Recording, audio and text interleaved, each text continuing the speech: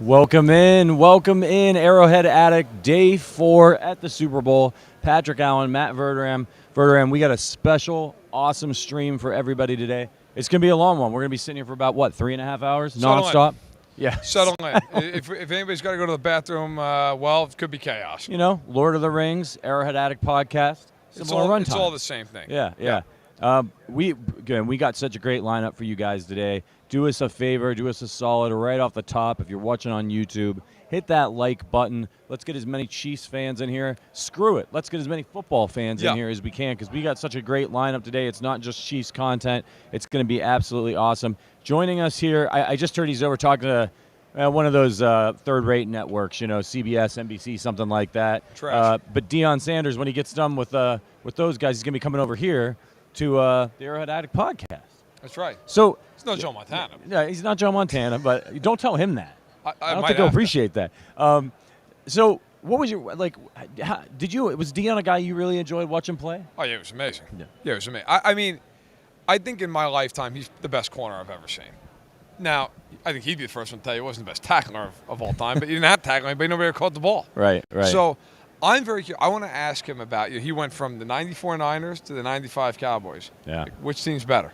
Who you got? I'm curious to ask him that question. It's going to be an interesting answer. Our producer, Hunter, is a big 49ers fan. I think I know what he thinks. I always remember Deion. I can't remember which. It was when he was. I think it was when he was with the Cowboys when he was counting his rings in the Super Bowl. Yeah. In front of the camera. Just a big, larger than life personality. But in recent years, he's now Coach Prime. That's right. I mean, he went from being down in the HBCUs and doing a great job at Jackson State, and now he's taken over the University of Colorado, where if you saw his intro video, and I don't know if you have, it was we coming. Yeah, we coming. We coming. That was the message for about 50. Which I got to say, if you look at his recruiting class, they might be. Yeah. Because he's loaded. Think about it. If you're a college kid, and you got all these like stodgy old dudes coming in, like, hey, listen, I'm gonna get you to the next level, and then Deion Sanders walks in your house. He's like, listen, man, get me to the next level. Yeah. I believe him. I'll take his word for it over everybody else's. Yeah, man. I mean, can you imagine being a DB or a kick returner and seeing Deion Sanders walk in the room, start telling you what's what? Yeah. I'd be terrified at all. Going there. Yeah. Well, it was like yesterday when we were talking to Clay Harbor about going and playing for. With Tom Brady and playing for Bill Belichick and how intimidating that would have been for a young guy. I can't even imagine. And we're talking about an NFL player who's out there with a bunch of stars. Now you're going in and you're running up against these types of people. Yeah, Deion Sanders, absolutely awesome. What else we got coming up here? So after Deion, we got Carson Palmer stopping by. That's right. Some more quarterback talk. I got a spicy question for him, Verderame. He said on a podcast with his brother the other day that he thinks Joe Burrow is better than Patrick Mahomes. It's a disaster. He thinks he's the best quarterback in the NFL. Just a complete disaster of an opinion. Yeah. And one that needs to be fleshed out immediately. We got to find out why, and I want to know did you see Dan Orlovsky? No, I'm not trying to flame Dan Orlovsky. Yeah. Did you see he said he's not sure if Joe Montana's a top 5 quarterback? I did not see that. Said on Dan Patrick's show? Like this week? Like I'm pretty sure yesterday? Does he mean like he's not a top 5 quarterback right now? Like man ever? Yeah. I'm not sure if he's I got to be honest. We got to get Dan over here. I've got a couple things to ask him about. I genuinely just want to can you explain the rationale that goes into that? Yeah. Also, what we should have done was had Dan and Joe sit down. Oh yeah, that would have been good. Dan, I want you to explain to Joe Montana he's not a top 5 quarterback. Right. I'd like to hear this. Yeah. And then just see what Joe Montana's response to that would be. I'm here for all of it. By the way, I want to shout out. It's not anything we did, but Wright Thompson, who's one of my favorite authors. Yes. He's incredible. He wrote a huge feature called Joe Montana Was Here on ESPN. You should check it out. Yeah. It is awesome. It's a must-read. I honestly think he's the best sports writer in the country.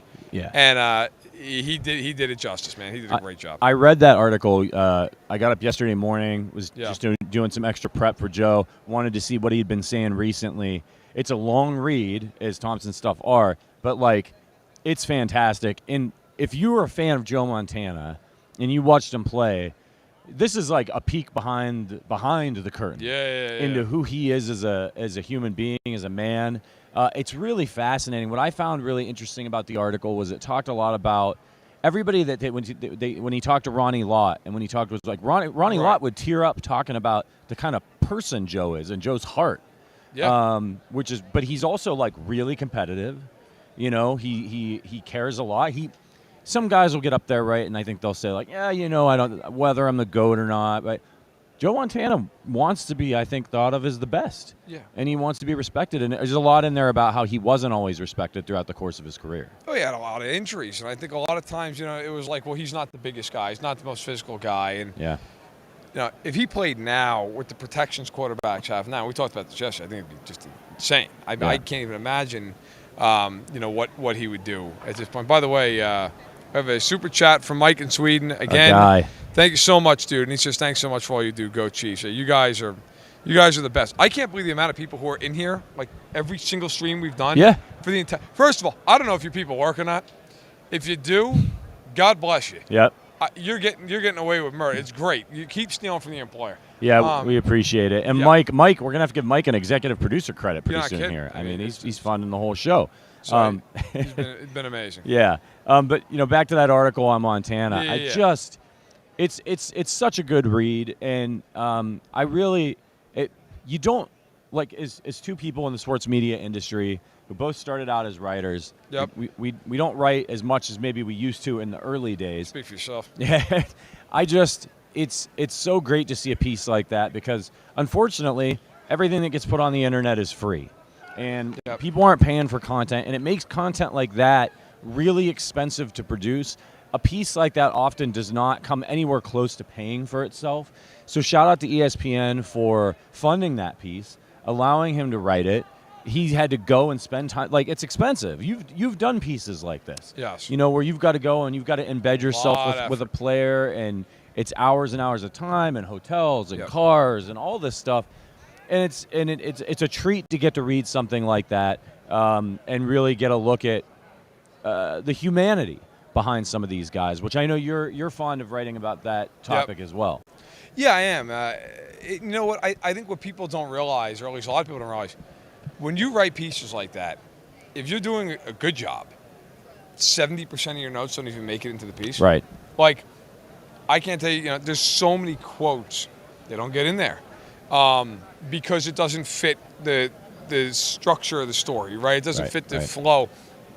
I've written pieces that are 6,000 words where I've debated for like a half an hour over 2 words or 1 sentence. And I mean, you've edited some of my stuff. So you've done that. The Billy Bean piece we worked on together. Yeah, so I mean, there's so much that goes into every single word. Should I use it? To be able to craft a story like that, get the access, and then be able to tell the story. It's one thing to get it. Yeah. To tell it is a totally different thing. And Wright Thompson really did it justice, did a hell of a job. And I don't know who his editor or editors were on that piece, but they did a great job as well. You know, and as you mentioned, I remember working with you on the Billy Bean piece, and we just had to.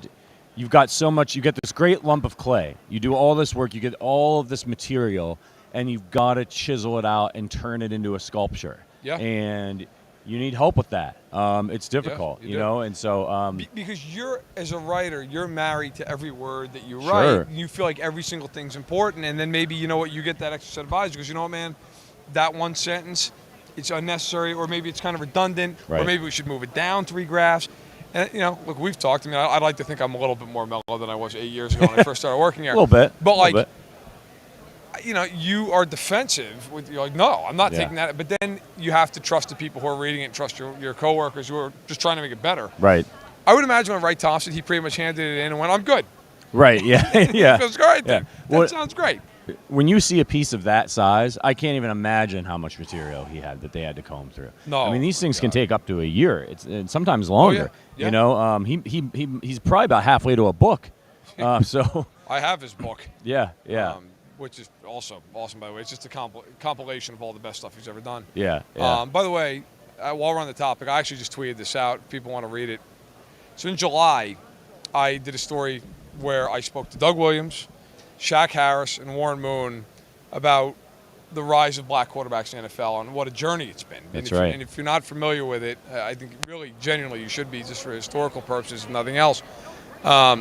I just tweeted it back out. If people want to read it, they can read it. Maybe you checked it out already. If you haven't, it's right at the top of my Twitter feed. I think it resonates now more than ever because this is the first Super Bowl where you have 2 black quarterbacks. Yeah. And I can tell you from talking to those guys, the pride that they have just in the rise of a Patrick Mahomes and a guy like a Jalen Hurts. You know, I mean, Warren Moon had to play 5 years in the Canadian Football League just to get a shot at being a quarterback. Right. You know, Shaq Harris had to wait years and years, made the Pro Bowl, got hurt the next year, was never really given a shot to compete for his job again. Yeah. You know, and I think, and they talked a lot as well about Marlon Briscoe, who's the first black quarterback ever, and he played in the American Football League for the Broncos. And it was tough because during the writing of that story, I'd reached out to him, I'd left a voicemail, called him again. He died a few days later. There's a section in the story where Doug, Warren, and Shaq all talk about him. And so I really, look, it's one of the things that I'm probably the proudest of. I really enjoyed writing it. And so if you want to check it out, go ahead. Yeah, absolutely. It's a terrific piece. I remember it was right around then that we actually had Jason Reed from ESPN on the show as well, who read a book, Rise of the Black Quarterback, which is also a good read. Many of those guys are featured in it as well. You should, I mean, if you're interested in this topic, read Verderame's article, grab Jason's book. Absolutely. Goes even deeper, more in depth. Yep. And some people, you know, I know people sometimes they get annoyed about hearing about first. And, well, why, you know, if history matters. Yeah, history matters. And if you read about what a lot of people what all these guys went through in the early days to help blaze a trail for guys like Patrick Mahomes and Jalen Hurts to come in, it's important. It's important. History matters, and context is very important to how we got here today. So great stuff. I mean, like we're gonna get to talk to Carson Palmer a little bit later, like we mentioned. That's gonna be really great. After Carson, we got Adam Vinatieri. That's right. Coming by. Man knows a little bit something about Super Bowls. He knows a little bit something about, and he's going to know something about the Hall of Fame pretty soon. Yes, he will. After Adam Vinatieri, Adam Thielen's going to drop by. So back-to-back Adams. That's right.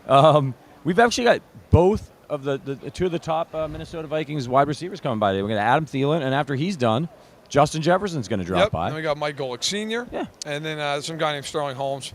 Yeah, Sterling. And then we got Tony Richardson to wrap things up. Yeah. It's like Tony. I like to be like Tony. Listen, I'm going to line up like a 3 technique. Right. And I want you to. We'll line the tables up in a way where it's like a running lane. Yeah. And you know what? Just hit me as hard as you can. And if he knocks me into next month, that's fine. I get a little workman's comp, call it a day. Yeah. And if I don't get knocked into next month, it's a huge win. When you get to brag about getting knocked out by T-Rex, right? That's right. I mean, that's Wouldn't pretty be the first cool. Guy. That's pretty cool. Yeah. If you could get run over by any Chiefs, like fullback, running back, offensive lineman, Christian Okoye. If you're gonna do it, then do it. Yeah. Right. Like, by the way, there are no fullbacks, like true, like modern day fullbacks in the Hall of Fame. Right. And I'm not saying Tony Richardson should be in the Hall of Fame. 3-time Pro Bowler, wasn't all decades player, but like, I feel like guys that are fullbacks, special teams players, they're so unbelievably underappreciated. Right. Like, people argue about Steve Tasker, right? Everybody agrees he's the greatest gunner of all time in the NFL. Like, well, should he be a Hall of Famer? He's the best ever at his position. Right. Why? Like, I don't understand. And you could be like, well, it's only 8 plays a game. Okay, well, he's the best. Yeah. He is the best at what he does. The man should, I'm sorry, should be in the Hall of Fame. It's stupid. I'd rather have him in the Hall of Fame than some guy who's the 50th best player at his position, which, by the way, is a hell of an accomplishment, too. Sure. But, like, Steve Tasker was a ridiculous First of all, the guy played 13 years, 7-time Pro Bowler. Like, I don't care that he wasn't good on offense. He was a 7-time Pro. By the way, Kansas native, Steve Tasker. I think there are guys that are so underappreciated. And like T-Rich he was one of the best players in the league at his position for a long time, for over a decade. Yeah. Speaking of the Hall of Fame, later we're gonna have when Mike Golic Sr. comes back. He's in the Broadcast Hall of Fame. They went in as Mike and Mike. Yeah. And I want to ask him, how do we get into because look, me and you, we ain't going to Canton, right? How do we get in the Broadcast Hall? It's not going nuts. We got time. Yeah. How do we get in with a ticket?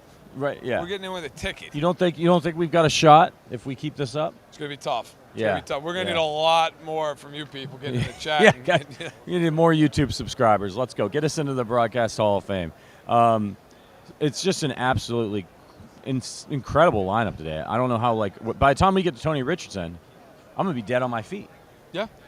But I'll be able to get jacked up for that one. That when Sterling comes on, maybe we just let him talk. We take a nap. You go to the bathroom. Fine. Yeah. That's completely fine.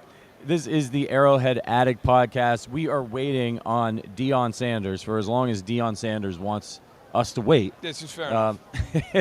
But shout out to everybody. If you're watching us on YouTube, make sure you hit that thumbs up button. Let's get as many Chiefs and football fans in here as possible. Interesting comment here from our guy Demikio, I think. Spence in the chat. Got a strange feeling Leo Chanel has a big game Sunday night. Because all the running. You think you think that's on the table? It's in the cards? Maybe. It's not crazy. I mean, I think the Chiefs are just going to be very aggressive in this game. Yeah. I do. I think they're going to come downhill, and they're going to say, look, you can throw it over the top and beat us with the safeties high, do it. But everybody else, we're going to create one-on-ones. We're not going to be afraid of it. We're going to play some man. We're going to play some too high. I don't know. I think the Chiefs are going to have a pretty good plan in this game. Yeah. But I also appreciate this. Harold Kuntzer's a hell of a guy and does work in KC covering the Chiefs for Fox, among other things he covers. Says he asked Chris Jones what Patrick Mahomes means to him. And he said everything. Asked if he wanted to expand on it. He said everything. So Chris Jones just covered it. By the way, must be feeling a little bit better. He's back doing some media availability. That's great. Frank Clark doing it. Frank Clark, couple of media availabilities. Always kind of terrified when old Frank gets the microphone. He was great. He's been really understated all week. He's like a caged lion. He talked about on the podium on opening night his experience being in Super Bowls before, Yep. Oh, here as we got Deion Sanders. Why don't you handle the intro here, Verderame? Sure. All right. Welcome in, Coach Prime, Deion Sanders, Pro Football Hall of Famer. How you doing, guys? Doing good. How are you doing? Good. Where you guys from? Based out of Chicago. Okay. So, a lot warmer here. Yes, it is. When did you get into town? Last night. Okay. It is kind of cold here, though. It's actually colder here than it is in Boulder. Really? Yes, it is. Yeah, yeah. You got to watch it at night. So how? First of all, before we even get into it, you're working with Oikos. True. Love Oikos. People why you're working with Oikos and what's going on? It strives to support all the strengths that make us unstoppable. You have a strength, I have a strength, he has a strength, and that strength has been consistent in my life for some time, and it makes us unstoppable. I have a company now that I partner with to understand who we are, what we are, and how we are, and they brought my family aboard because we all about competition. Like, we compete. I'm pretty sure siblings and families compete, and we have a commercial for the second year in a row. It's a Super Bowl spot that we're competing. My mama, my sister, both my sons and my daughter, and I absolutely love it. I can't wait till the country season. Awesome, yeah. So then you take over the job in Colorado. Mm-hmm. Big job. You move on from Jackson State. Yes. How excited are you for the challenge of going into bigger conference, crazy competition, Very excited. a lot of recruiting wars, all that? I mean, all my life been competition. We just talked about competition. Everything is a competition. And when you got up and put on your outfit, when somebody walked and saw you, it's a competition. They judging the way you dress, the way you walk, the way you talk, your ratings and all that. Yeah. Life is about competition, and I love to win, and I love to be dominant in it. So this is just another chapter that I can't wait to open. I'm excited immensely about what we're going to do at Colorado. What surprised you the most going from being a player to becoming a coach?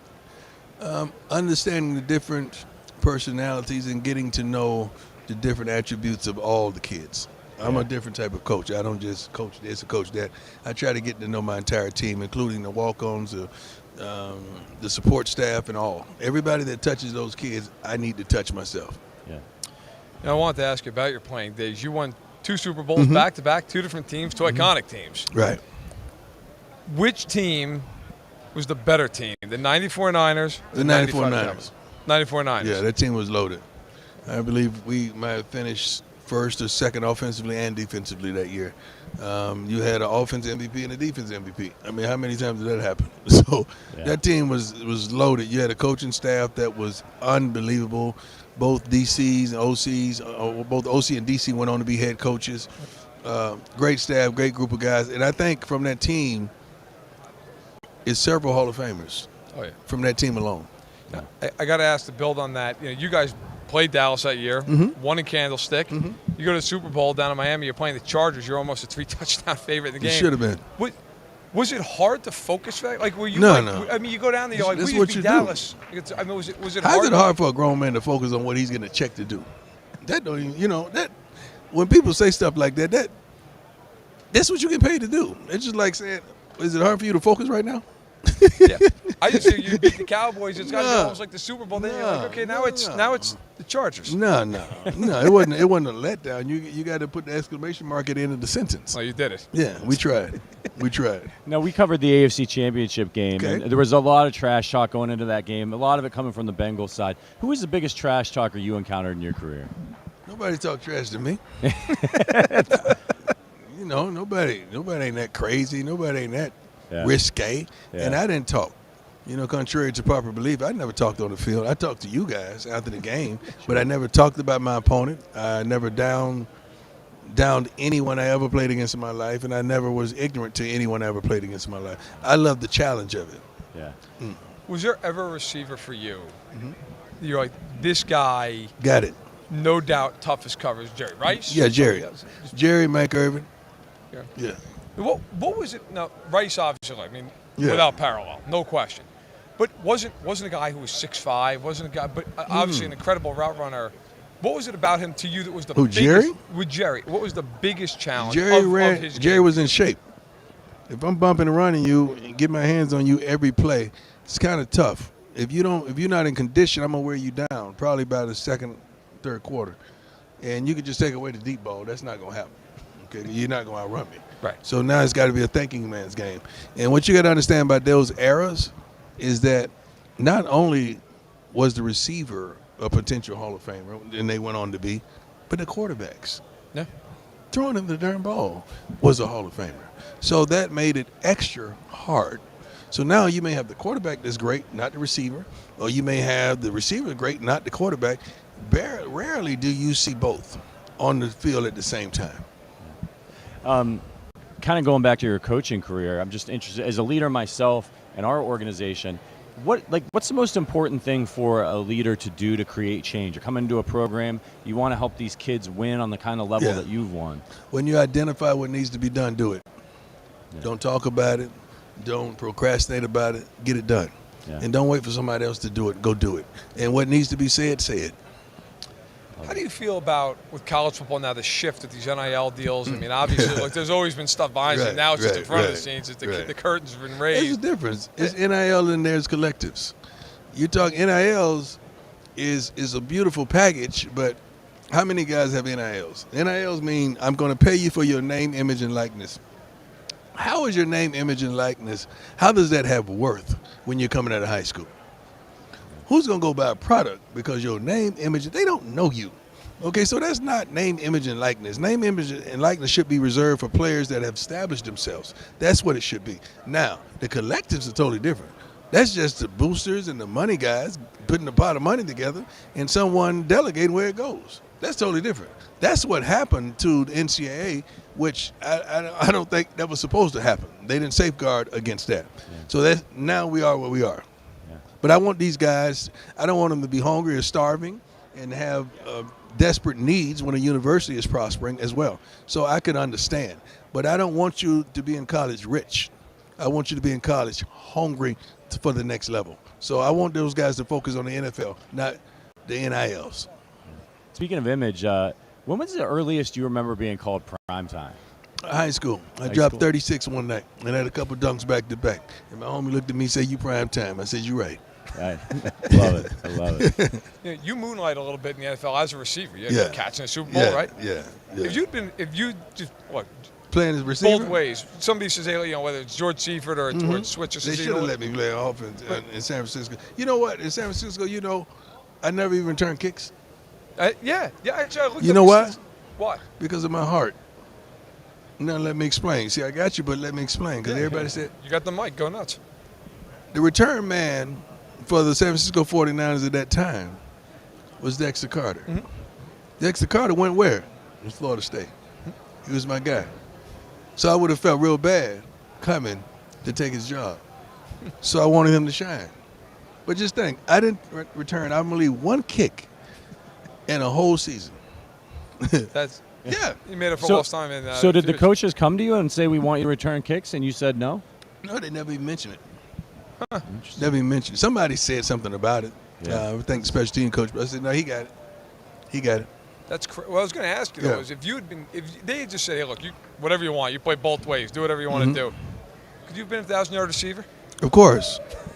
Ain't nobody could cover me but me. Yeah, that wasn't gonna happen. Speaking of that, I'm upset with the Hall of Fame again, like I always am. How can Devin Hester not be a Hall of Famer? I think it's a great question. This is the most idiotic thing I've ever seen in my life. Devin Hester changed the darn game. Devin Hester made it possible that no one went to use the bathroom on fourth downs. They held it until the offense got out there, okay, because of Devin Hester. Yeah.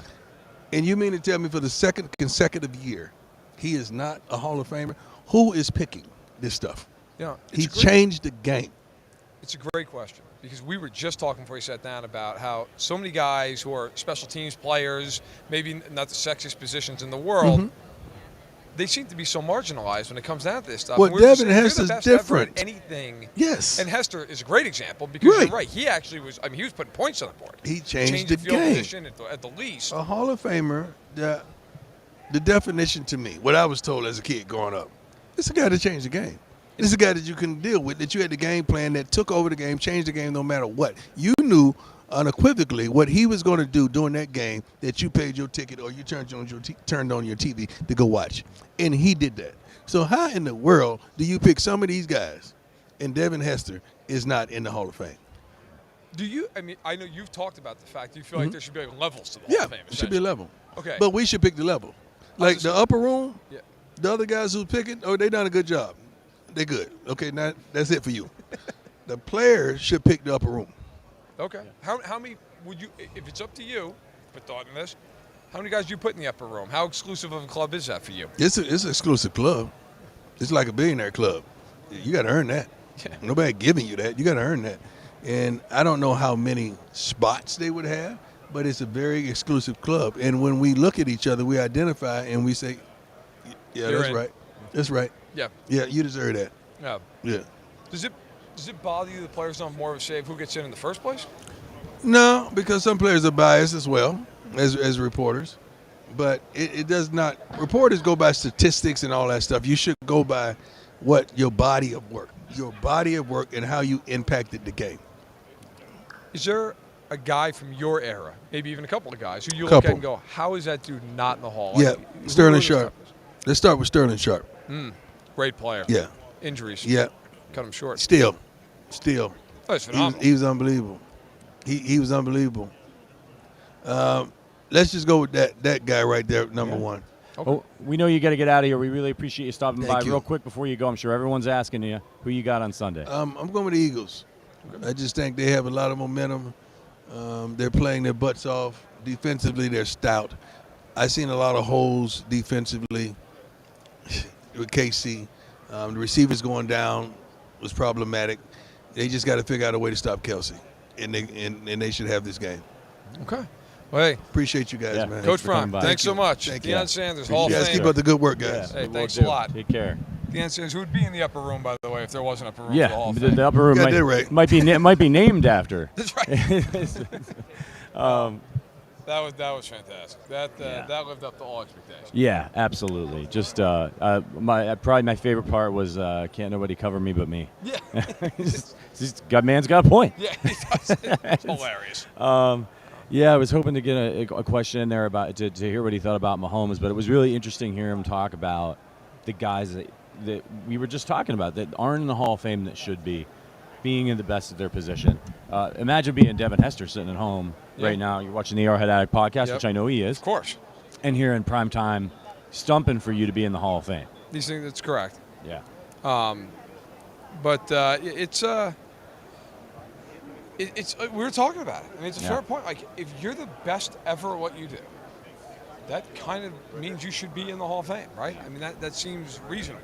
So now, listen, we're going from one grade to another. We went from Deion Sanders. Now we got Carson Palmer joining us. How's it going? Good. How are you guys? Doing well. Awesome. Hanging out. When did you get into town? I got in last night. Okay. Yeah. So now, where are you based out of normally for you? I live in Idaho. Okay. The mountains in the middle of nowhere, Idaho. Oh, nice. So little solitude, and now not so much. Yeah. It's great, to leave. I think it was like 13 degrees when I left, and then touch down in Phoenix, and I think it was like 73 degrees. It felt really good on the aches and pains. I bet. Yeah, I bet. So, first of all, who are you working with right now, and why are you working with them? I'm working with Level Select CBD. It's a company I've been working with for literally since I retired. A buddy of mine, Todd Davis, started it and told me a little bit about it. And I said, what is this CBD stuff? I had aches, I had pains, I had knee surgeries, elbow surgeries, thumbs, all kinds of surgeries. And I was, at that point, I was done playing and I was looking for something other than having another surgery. And I tried it and I was hooked and I was like, how can I help? What can I do? And so Level Select CBD is something I use on a daily basis. I use it every night. They make gummies that help you sleep. But really, my knee and elbow are things that are constant issues with me, and I'm coaching my kids' football and basketball teams and running around. I got 4 kids, and it's something that helps me feel like I'm not 43 and have had 8 surgeries. It helps me feel like, a younger dad that can play and chase and play catch with my kids. And right now, if you log on to levelselectcbd.com and in the promo code type in Carson50, everything on the website is 50% off with that promo code Carson50. So definitely get on there and check it out. For sure. Is your knee still bothering you? Is that the one that you tore your ACL in that playoff game? Twice, yeah. I've blown my left knee out twice. It still bugs me. But with Level Select, it's something that during the day, like I said, I can still ski, I can still run around and chase my kids, and at night it aches and pains, especially in colder weather. And so, especially when it's colder, I use it every night on my left knee, and it is you gotta try it to believe it. It is an instant gratification. It feels fantastic. And then I go and chase my kids again the next day, and then you put on Level Select CBD at night again. So it's something I use on a consistent basis. You had all the injuries, especially early in your career, and then you had a really incredible second act here in Arizona. How much did it mean to you? I saw just the other day that you were the 18th player inducted into their Ring of Honor. Is that correct? I don't know how many. I didn't know there was 18. Is there 18? I think what I read was that you were number 18. Oh, okay. When you were inducted, I think in 2019, 2020. Yeah, amazing honor. I couldn't have loved my time playing here in Arizona anymore. It's such a great fan base. That stadium you'll see on Sunday is gorgeous. It's electric. The Bird Gang comes strong every Sunday. They're loud. They're intense. They love their Cardinals. And I absolutely loved my time and cherished it here in Arizona. Yeah. A little bit of different weather you get to play in. Oh, man, it was great. Yeah. It was always 70 degrees. If it was a little warmer, I remember a couple Thursday night games, a couple Monday night games, they would open up the roof and you'd see the stars. It's just a spectacular venue. Yeah. And you obviously had a great career at USC. You get into the league, #1 pick. You go to the Bengals, and the Bengals are just trying to kind of get out of being in a position to have the #1 overall pick, and certainly you helped them with that. They've now turned the corner again here with Joe Burrow, making the AFC Championship game the last 2 years, the Super Bowl once. What do you see from them going forward now? Is they're going to have to start making some tougher decisions financially? They're going to have to start paying some guys. That's been an issue at times with that franchise. Do you think they will pay guys this time? Absolutely. I mean, they have the last couple of years. I thought the one thing I was looking for after last Super Bowl is what they were going to do in free agency. Were they going to sit on their hands like they had forever and just hope that the offensive line gets better? Or are they going to go out and attack? They absolutely hammered free agents. They went out and replaced 60% of their offensive line. They went out and got a new tackle, a new guard, and a new center. And that kind of commitment is exactly what Joe Burrow was looking for. What are these guys going to do? I just got sacked the most times in the league 2 years in a row.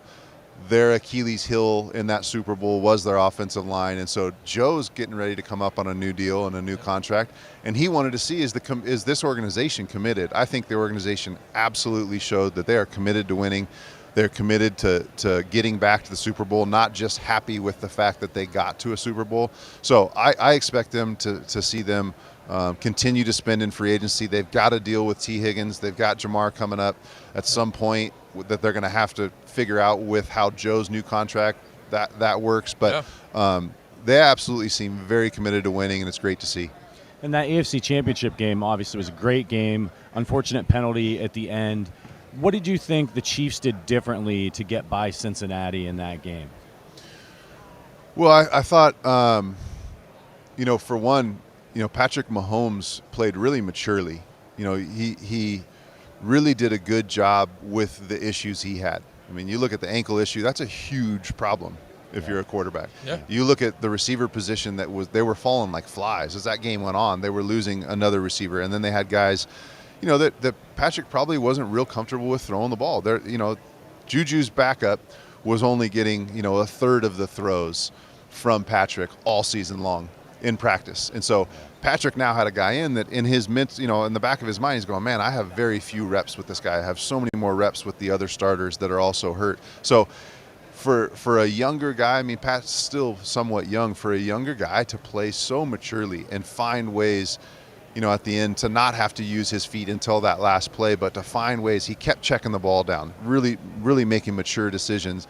Not quite sure. He knew Juju would have done this on this route. He's got, a back end at receiver, so a backup at receiver. He didn't quite want to take a shot, so he maturely made a mature decision and checked the ball down, or figured out a way to get the ball to somebody else. So I just think you're seeing a phenomenal athlete that has more arm than anybody else in the league, that has more magic than anybody else in the league, really mature over these last couple of years. He's really matured his game and not just tried to squeeze one in because he could and fit one in that might get tipped and end up being a pick. He's really making really mature decisions with the ball, checking it down when he should and not taking chances and putting his team potentially in a bad situation.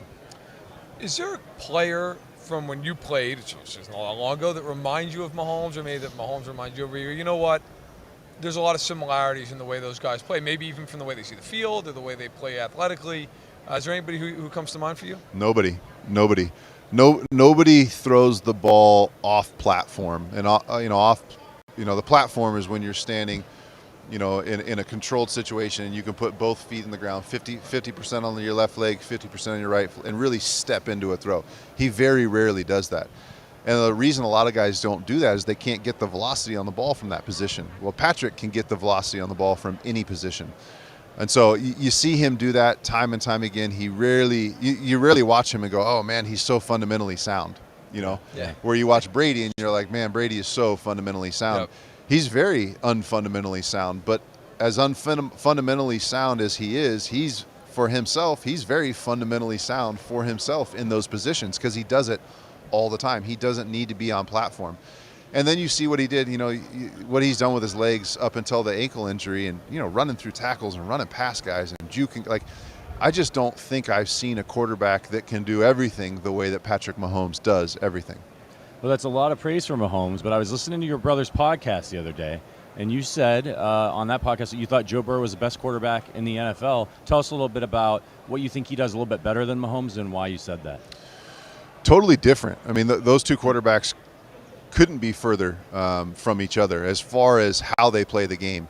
Going back to Joe's, his final year at LSU, in the biggest moments, in the biggest games, he consistently throws perfect throws. And you saw it a little bit last week, and they got away with it because the 49ers were hurt. But, there was guys wide open that Jalen Hurts couldn't quite put the ball on. There was a couple overthrows. There was some poor throws in that game. You just don't ever say that with Joe. He is always in control. He's played like a mature 10-year vet from year one. He doesn't have the magic maybe that Patrick Mahomes has where he can spin around and just flick one in the end zone for a touchdown pass. Yeah. But super athletic. His pocket presence is the best in the league. I don't think that's even questionable. I'd love to argue with somebody with that. He doesn't have the velocity on the ball. He doesn't have all the different fun arm angles. He doesn't have the no looks. He just plays within his own game. So Patrick Mahomes is more fun to watch. There's more stuff on Instagram with him doing amazing things that they're slowing down. You're realizing, he was looking over here and threw it over here. That stuff doesn't excite me. What excites me is seeing a guy that's getting hit in the mouth time and time again, get back up and continuously deliver the ball accurately downfield in big moments. And I think we've seen Joe Burrow do that week in, week out his entire career. Yeah, I think your point's well taken. I thought in the AFC Championship game, that's what kind of made the game so interesting to me was because of that ankle. Mahomes had to play a little bit differently than he normally does. He had to kind of stand. And then the Bengals, they're so good defensively. They're so underrated defensively because Anarumo gives you so many looks, so many different coverages. But the one guy I wanted to talk about with you is Josh Allen because Allen, MVP frontrunner coming into the year, most books had him as the favorite. Played very well at the beginning, fell off, threw some picks toward the end. Then really struggled against Anarumo in that playoff game. When you look at Josh Allen, obviously you see a great talent. But What do you see with him that maybe, if you agree with this, he's a half step below a Burrow and a Mahomes in terms of his maturation to get to that final level? Yeah, I think you hit it on the head. Maturation. Okay. You know, he hasn't played as maturely as Burrow has. Burrow, like I said, year 1 he looked like he was in his 9th. Year 3 he looks like he's in his 15th. You can't say that about Josh. What you can say about Josh is he's a physical specimen. He's tough. He's nasty. He's impossible to defend until somebody does stop him, like the Bengals did. But I mean, he's bigger and faster than every linebacker that's trying to run him down from behind. He's got more velocity on the ball than anybody in the league other than Mahomes. But the maturity of not taking the shot, not taking off and running and taking that hit, those are things that need to continually grow, and they will. Because at the end of the day, Josh, is from, I don't know what division Wyoming's in, but they ain't the SEC. He doesn't have SEC reps. He doesn't have Big 12 reps. He has whatever division University of Wyoming is in until he got to the league. And so I think the sky and the ceiling is still so high for Josh. He is going to continuously get better and better and better. And part of that maturation process with Josh is he doesn't need to run so much. You can run on the call runs. You don't need to take all those hits. He's just so tough. He just wants to win so bad that there is a mature decision to be made at some point for him when he goes, man, I can go off and get that first down on 3rd and 8 and run over that linebacker and possibly have an AC shoulder sprain and miss next week. Or I can get through my progression and get to my 4th read, get the first down, and stay on the field and continue to drive the ball. So it's just a maturity thing with Josh. We're going to continue to see him grow. Now, you threw to a lot of really talented receivers in your career. You played for a really long time. But I wanted to ask you, do or die, you've got to drive. You need to go down there, 98 yards and score. Who do you want your number 1 receiver to be? If I got 98 yards to go, I want Chad Ochocinco at X. Because he can go 98 in one play, and I can be on the sideline drinking Gatorade celebrating the win. There you go. There you go. Let him do all the work. I'm curious. Super Bowl 57 is a great matchup. You got Chiefs and Eagles. A lot of people think 2 best teams in the league. Which you don't always have in Super Bowl. Sometimes you have these matchups where you're like, wow, I can't believe this one team got here. Not the case this year. Who do you like in the game, and why do you like them? I like the Chiefs. I think the Chiefs win. I like the over in the Chiefs. I think the Chiefs win 31-24, something like that. At the end of the day, they got the best quarterback. And that's not a knock on Jalen Hurts. Jalen Hurts is a really good player. Jalen Hurts has more talent around him. He's got a better offensive line, possibly, a better run game. He's got a better defense. But at the end of the day, Patrick Mahomes has been here. This is his 3rd time here. He's been here before. He's performed at a high level. He knows what it's like to lose this. And he's the better quarterback. So I go with the better quarterback in the big game. I wanted to ask you real quick. You played USC. You had a great career there. Went to the NFL. Had a great career there.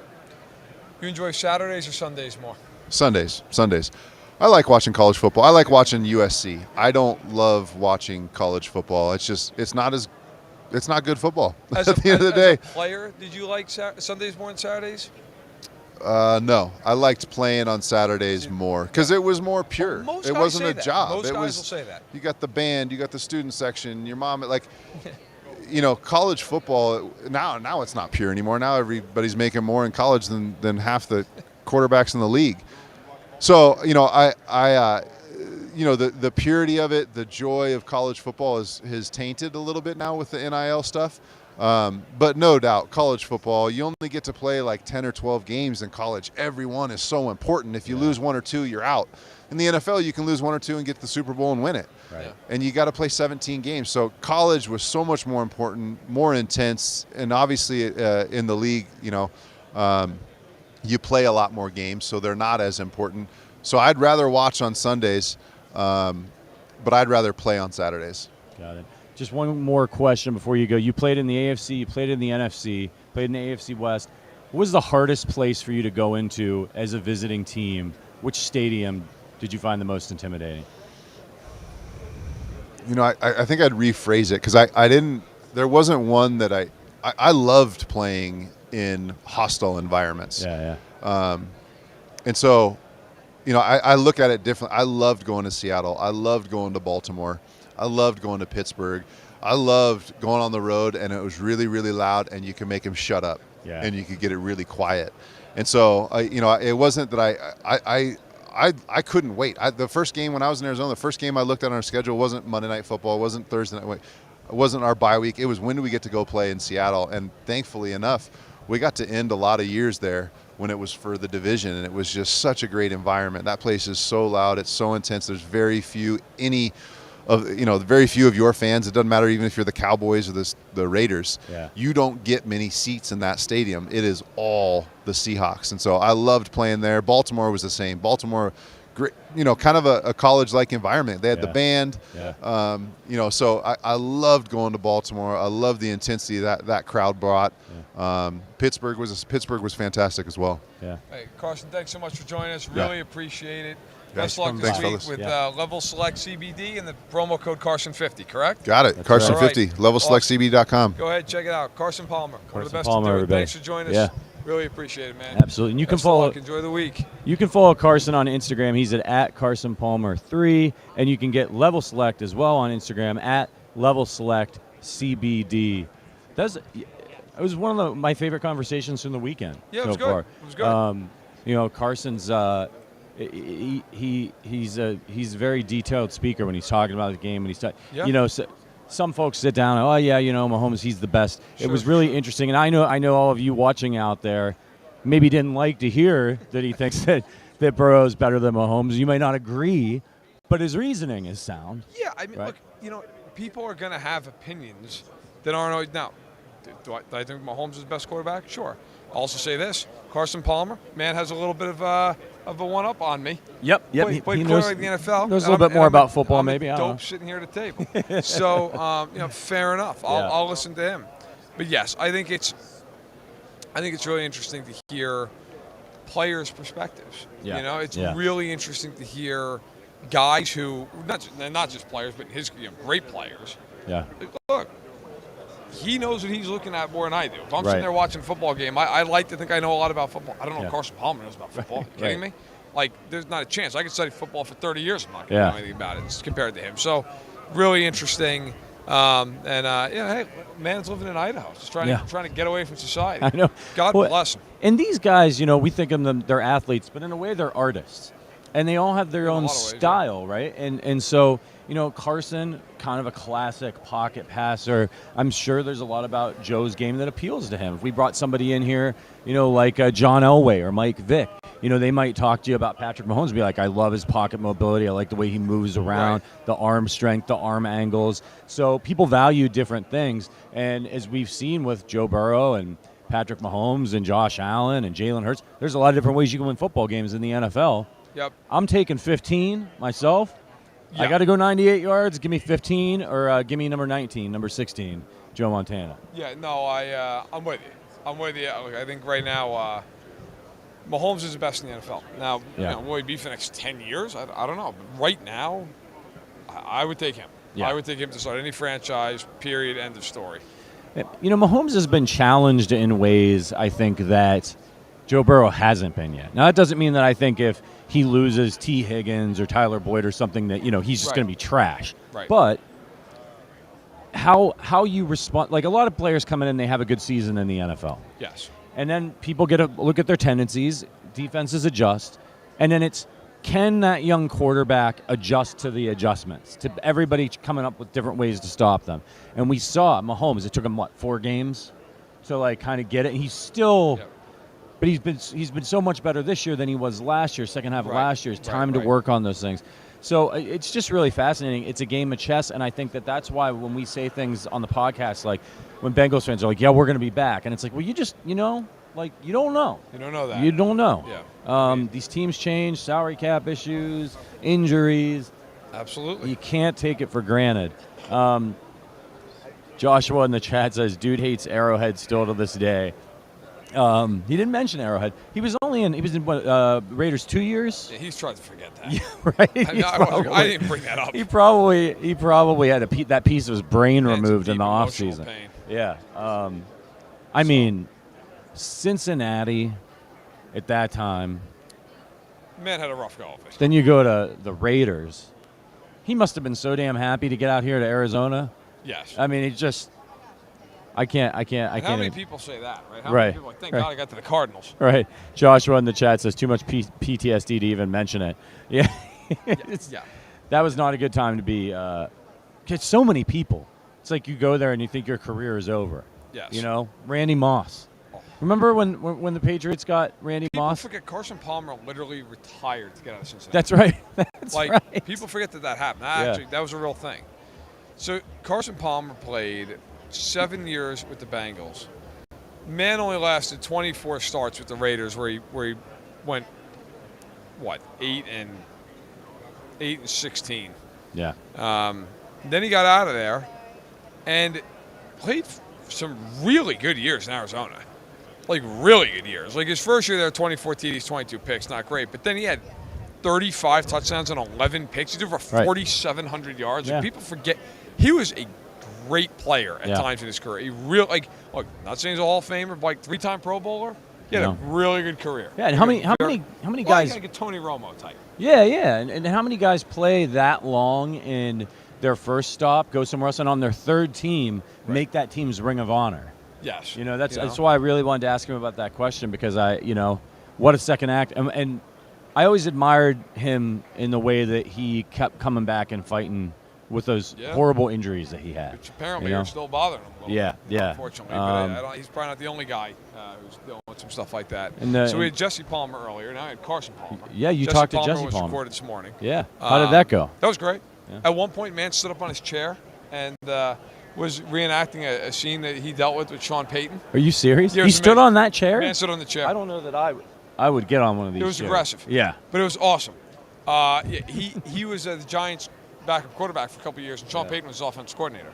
So we talked about that. I asked him for a crazy story about Sean Payton, and he said that Sean Payton would be in meeting rooms for so long, in his office for so long, he'd only sleep sometimes for like 20 minutes. And he said the only way he'd be able to stay awake and watch film was if he stood on his chair. Oh, and he said he would walk in and he'd have a big thing of dip in his mouth, and it would be drooling out of his mouth. He'd be staring at the screen. He's like, he was a little intense. He was a little bit different.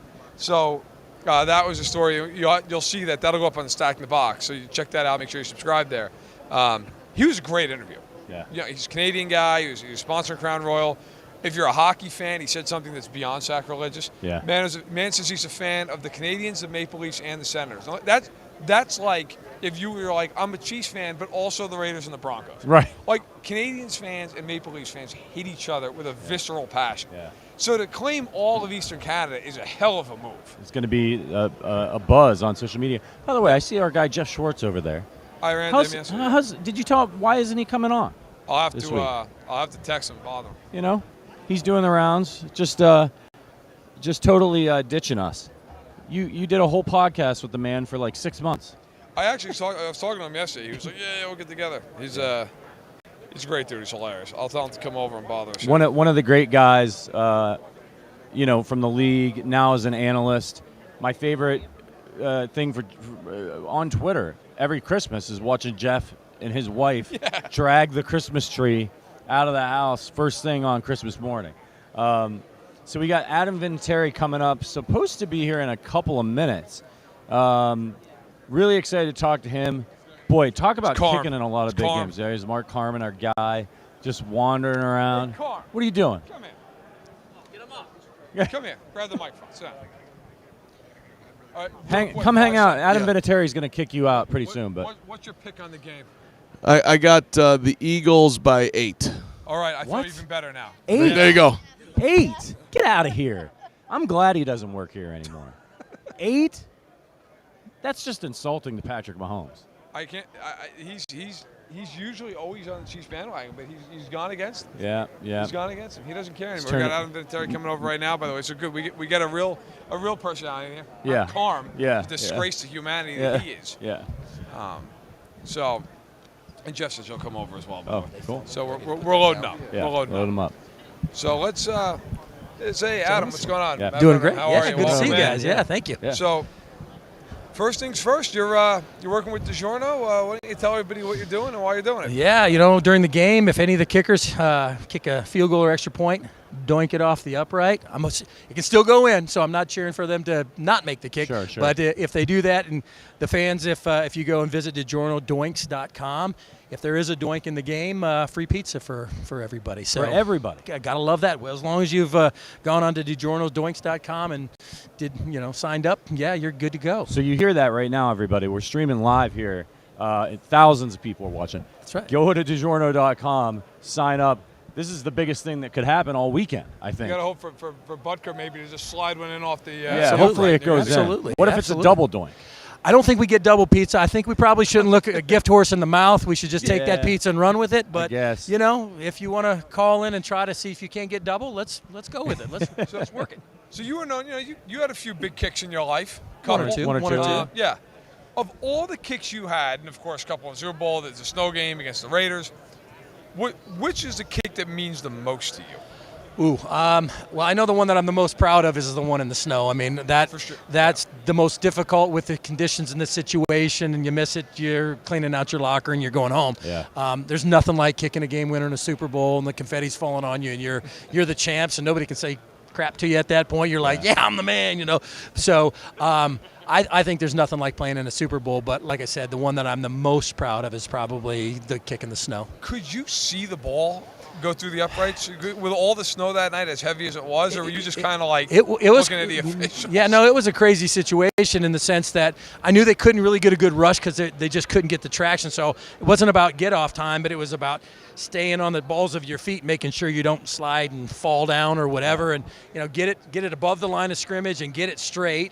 And then you still have to have 45 yards of distance in that stuff. So first two things happened. I got it above the line of scrimmage. It looked like it was going straight, but honestly, it was snowing so hard that you could kind of get the outline of the upright, but I pretty much lost the ball once it was about there, and I wasn't 100% sure until the referees kind of stood forward and raised their hands, and then I was like, oh, my God, I just made that kick. Holy shit, I can't believe I did that thing. So How terrified awesome. were you that you were going to end up on your butt running up to that ball?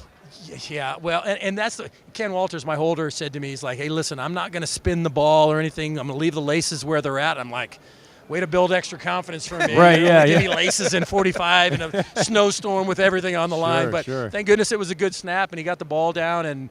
And like I said, yeah, it was.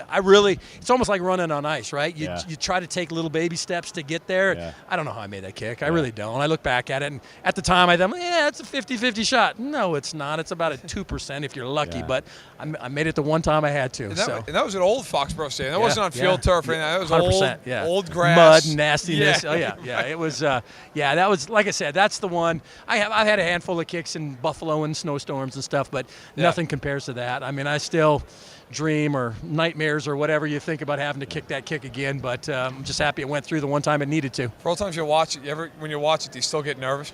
Like, is it going to go in? I get excited. I get like goosebumpy and stuff. Yeah. I'm like, oh, man. It's, whenever you see the highlights of Super Bowls, and obviously these weeks is when they're playing all the reruns of all that stuff, and I can't not watch when it comes on. I'm like, I can't just like walk through the airport and go, I know what happens. I'm like, okay, I got to watch this, kind of thing. So it never gets old seeing it go through the uprights, and you know what it's going to do, but it's still fun to see it. We just saw Harrison Butker kick a really big field goal in the AFC 100%, Championship game in a very cold day Yeah. to send the Chiefs to the Super Bowl. Two questions for you. What's the coldest weather you ever kicked in? And two, how did you, in those big moments, how did you handle the nerves? To answer your first question, I think the coldest game that I played in was a divisional round against Tennessee. They came to Foxborough, and it was, I want to say with wind chill, they were making it was 17, 18 below or something. It was cold. It was miserably cold. Everybody's sitting on the hot seats, and we've got parkas on. You flip that off quick, kick a ball in the net, then get on the field. Run and back. then, and they're holding the parka open for you when you get back. You kind of feel like a pansy ass doing that, but hey, I'm like, hey, Stay warm. If you miss the kick, are they just gone? Yeah. They throw it on the ground. Yeah, get your own jacket, kid. Yeah. But no. So what was the second question? I forgot. How did you deal with the nerves in those high leverage moments? I guess for me, I've always tried to practice like I play. I try to make practice even more difficult. So some guys shy away. Oh, it's raining out or it's snowing. I don't want to practice. I'm like, I don't want to, but I'm definitely going to go do it. I remember Kobe Bryant saying, we practice with high intensity in practice, so the games are easier. And I think I kind of felt like that was what I tried to do throughout my career too. So, a lot of guys I've seen other kickers, and they're like, well, I never really, in practice, I only hit 5 kicks live, and I never go back beyond 45. I go, what happens when you got a 55 or 58 yarder? You're like, you're sitting there going, oh, because you have no confidence in that. I go, I want it to be as hard as possible in practice, so that way when I step on the field, I've got confidence that I know I can do it. So, that's always kind of my thing. And if you believe and then at least you just go out there and you just trust the process. Hey, I've done this a million times. My body, I don't even have to think about it. It's just your body takes over and does its job. And, you have a certain swing thought, or you have a certain thing that you're thinking about. Don't make it bigger than it is. You know what I mean? Can you ever get a little bit like on some of the easier kicks? So like we cover the Chiefs a lot here, and Harrison Butker is generally an extremely clutch kicker, big leg, makes these high leverage kicks all the time. And misses the easier one. They like the extra points. Yeah. What's going on there, do you think? So I don't want to speak on his behalf, but on my behalf, I've missed a couple of short ones in my career, and I'm like, that is the most ridiculous thing. Like, you're just not keeping the same level of concentration. Yeah. If you're going out there for a long kick or the conditions are crappy, you're highly focused in, and you're taking all of the input and making sure that you know exactly what to do. Yeah. The extra point or the chip shot or whatever that you end up missing, you go out there and like, this, I don't even have to think about this. I don't even have to concentrate. I can just make this in my sleep, and that's what it gets you in trouble. So I think, and it's human nature to do that too. Like, I make this 100 out of 100 times. I don't even have to worry about this. Right. And then you do something stupid like that. And then it kicks you back into thinking like, it's not guaranteed, dummy. You got to make sure you go out there and you got to focus in and do everything the same every single time. It's like it's like hitting a 4-foot putt for a professional. They should make that every single time, but they don't every time. There's a reason why we miss, and it's the same thing for kicking. I mean, there's a reason why we miss. Yeah. It's interesting. We talked to Nick Lowry earlier this week. He came by, and he was mentioning that people don't realize how exact and how precise everything's got to be about kicking an extra point or a field goal. You only see the ball without spin for 0.2 of a second as a kicker. That's about right, yeah. For you, who was the guy over the course of your career, obviously you played in 2 different places, that you trusted the most as your holder? You're like, that guy's going to get it right. I don't have to think about it. Funny story, and I'll tell you, I'll make it a little bit longer so you can. So the short answer is Ken Walters. He was the holder in New England for a bunch of the Super Bowls and stuff. When Pat McAfee got drafted by the Colts, he comes in, and our first conversation is like, hey, man, nice to meet you. How you doing? He goes, I just want to let you know I've never held my life. My heart just went, right? I was like, great. I got a guy that's never done it ever in his life, and he's got to be a professional holder. Yeah. But to his credit, he worked his butt off. I got him a plane ticket. I flew him out to Ken, and I said, you're going to stay out there for 4 days. He's going to teach you everything that he knows, and you're going to – and to his credit, like I appreciate everything that Pat did, and he became right there as well. I mean, he became a very, very, very good holder, but he always took pride in it too. Like – every single day, the first training camp, all the way through, like I would throw him 150 balls, and then he'd get up because my knee's killing me from being on. All right, get up, walk it out. We're going to do it again. Yeah. But he never complained. I mean, my knee's sore, but he never ever complained because he was a perfectionist. He wanted to be good at it. He wanted to make my job easier. And then once you got a guy like that, I all the trust in the world, when you know that they're in it too. And Pat's a funny dude too. I mean, he was always the guy that was jawing with the other guy, or somebody's walking through and he's throwing F-bombs at him, whatever. But then he always kept it light. But when it was time to be serious, he was serious. But I would have to say Kenny was the guy that I trusted during the Super Bowl run, but I've had some good ones along the way. Bill Belichick said in an interview he thinks you're the greatest kicker of all time. Do you agree with that assessment? I've had a lot of opportunities with some big kicks. It doesn't make me the greatest, but it gives me the opportunity because you still have to make those kicks, right? Yeah. So I think I've probably had more pressure-filled situations than most of the guys that have played, and if that puts me on a different level, then okay, I'll accept that. But I know that there's Tucker, there's Jason Hansen. I mean, he played for Detroit. Never played in one playoff game his entire career. He played 20 years, and so point being, Jason Elam. There's guys out there that I think are. You just mentioned Nick Lowry. He's really good. Morton Anderson. There's really, really good kickers. What separates this guy from I think I laugh because I'm always getting tagged in stuff like, oh, who's the greatest kicker? And Vinatieri, and then these guys char back and forth. Like, can't we all get along? Like, does it really matter who's the best ever? Well, I I think I've had more opportunities on big pressure situations than anybody else. And you have to make those. I mean, you don't make them, then they don't talk about you anymore. Or they talk about you very negatively on the other side. Yeah, they sure do. So I kind of didn't answer your question. Sorry, I'm not going to. It's okay. You played with Tom Brady. You played with Peyton Manning, so you did okay in terms of that. Yeah. A lot of extra points for you. Yeah. When you, though, at the very beginning of Brady's career, he replaces Bledsoe, hit with Mo Lewis. Everybody knows the story, of course.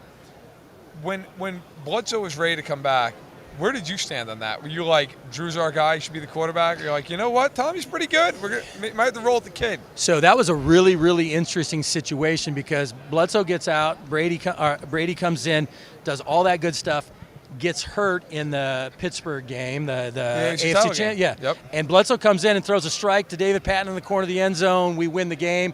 Now there's a true controversy. It's like, who do you put in? Like Tom's ankle may be healthy, may not be healthy. Yeah. Peyton, Bledsoe's back and ready to rock and roll.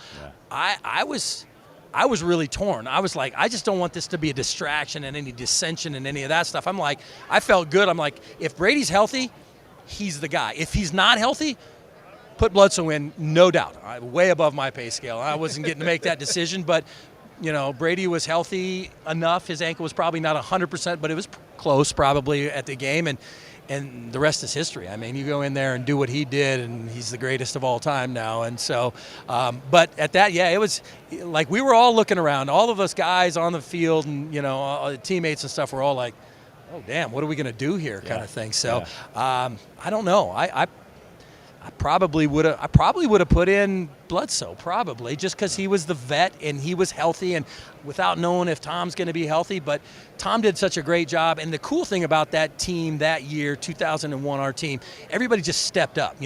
Tom comes in and everybody, I remember Belichick just saying, listen, we all just have to do our job better. Let's not put it all on Tom. Let him manage the game.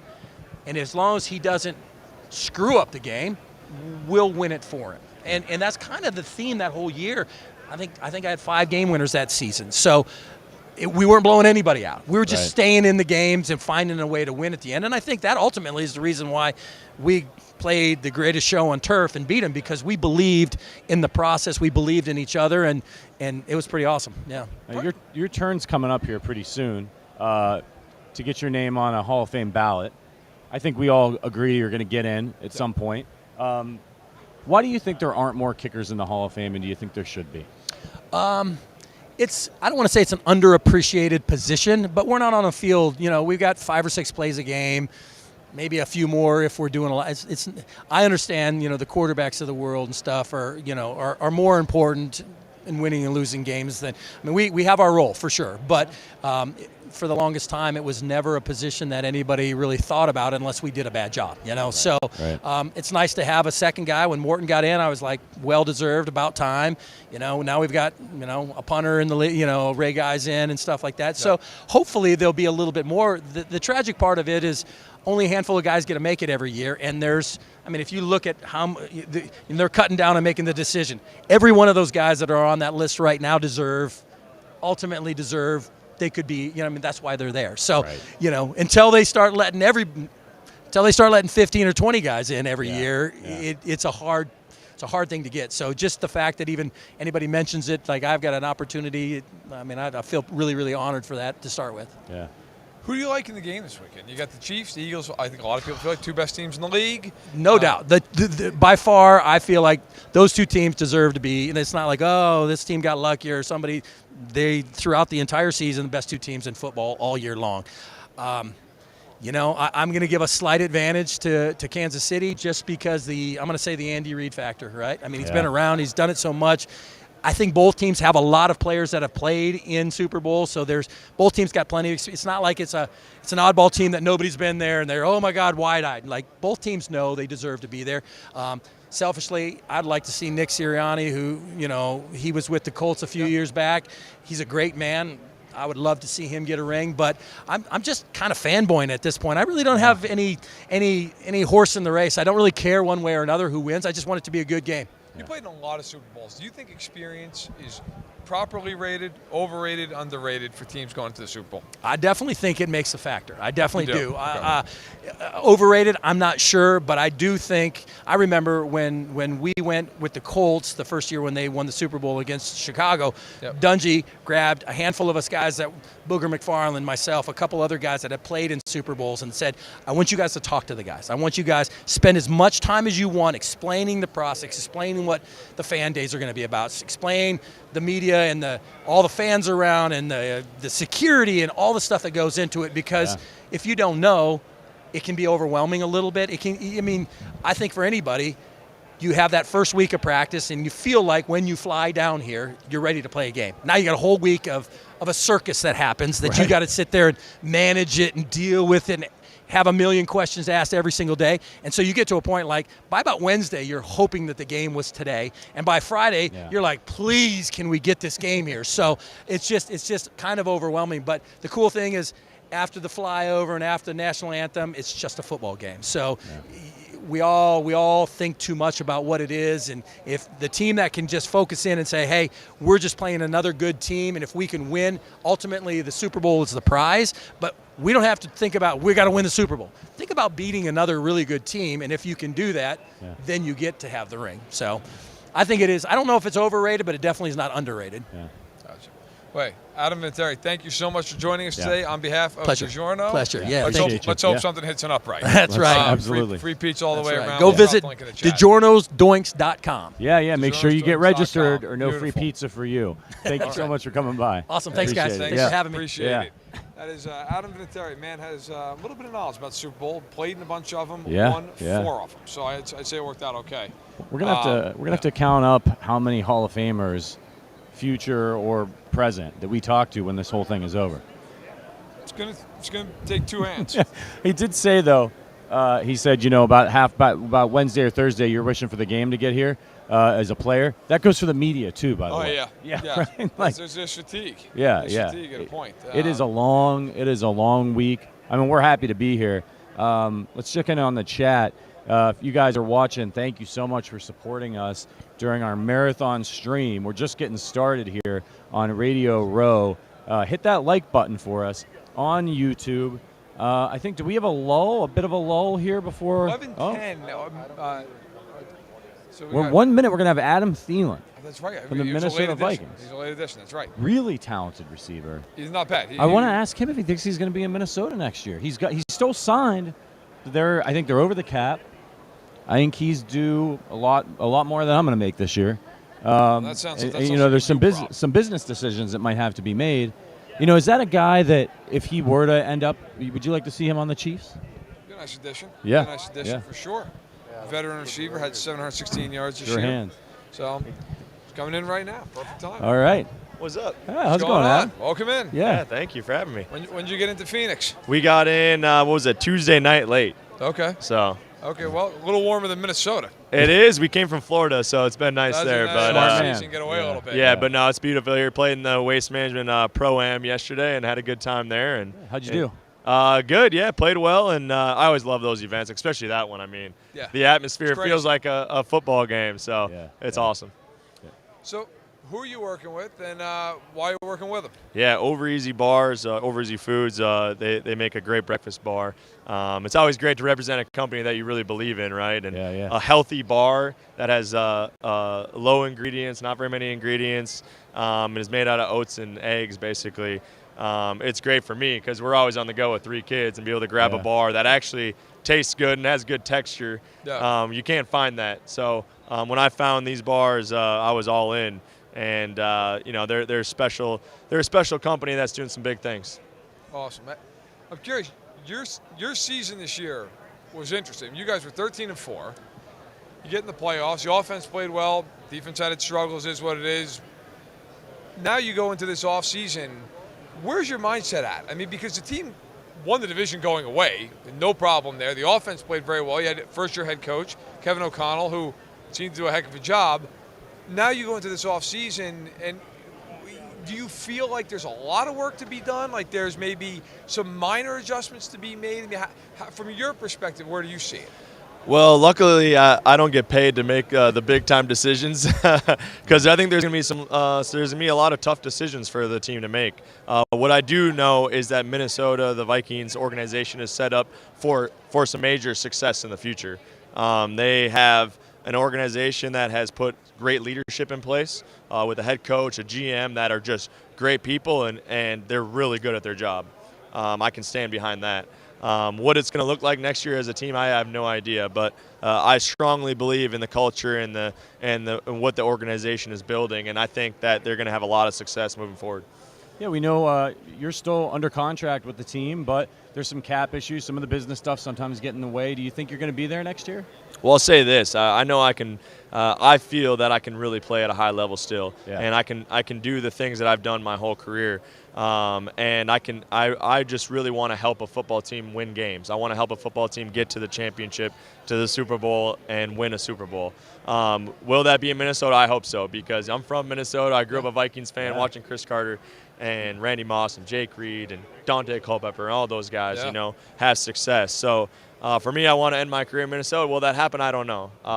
Like I said, I know that I can still play at a high level, and if they feel that too, then I'll be there. If not, I'll have to try to help someone else win. But like I said, I love Minnesota, and I love the direction that they're headed. Those guys you mentioned, you watched growing up, do you model your game after any of them? Absolutely, yeah. So my whole life / career, I've always taken pieces of different guys' games and tried to put them into my game and be my own player. Yeah. I'm still taking stuff from young guys. A guy like Justin. I'm trying to see what he's doing in practice in games, and I say, okay, I think I can do that. I think I'll take that from you and I'll apply that to my game. But I remember as a kid doing the sideline catches like Chris Carter, doing the Moss catches in the backyard, Moss and my friends.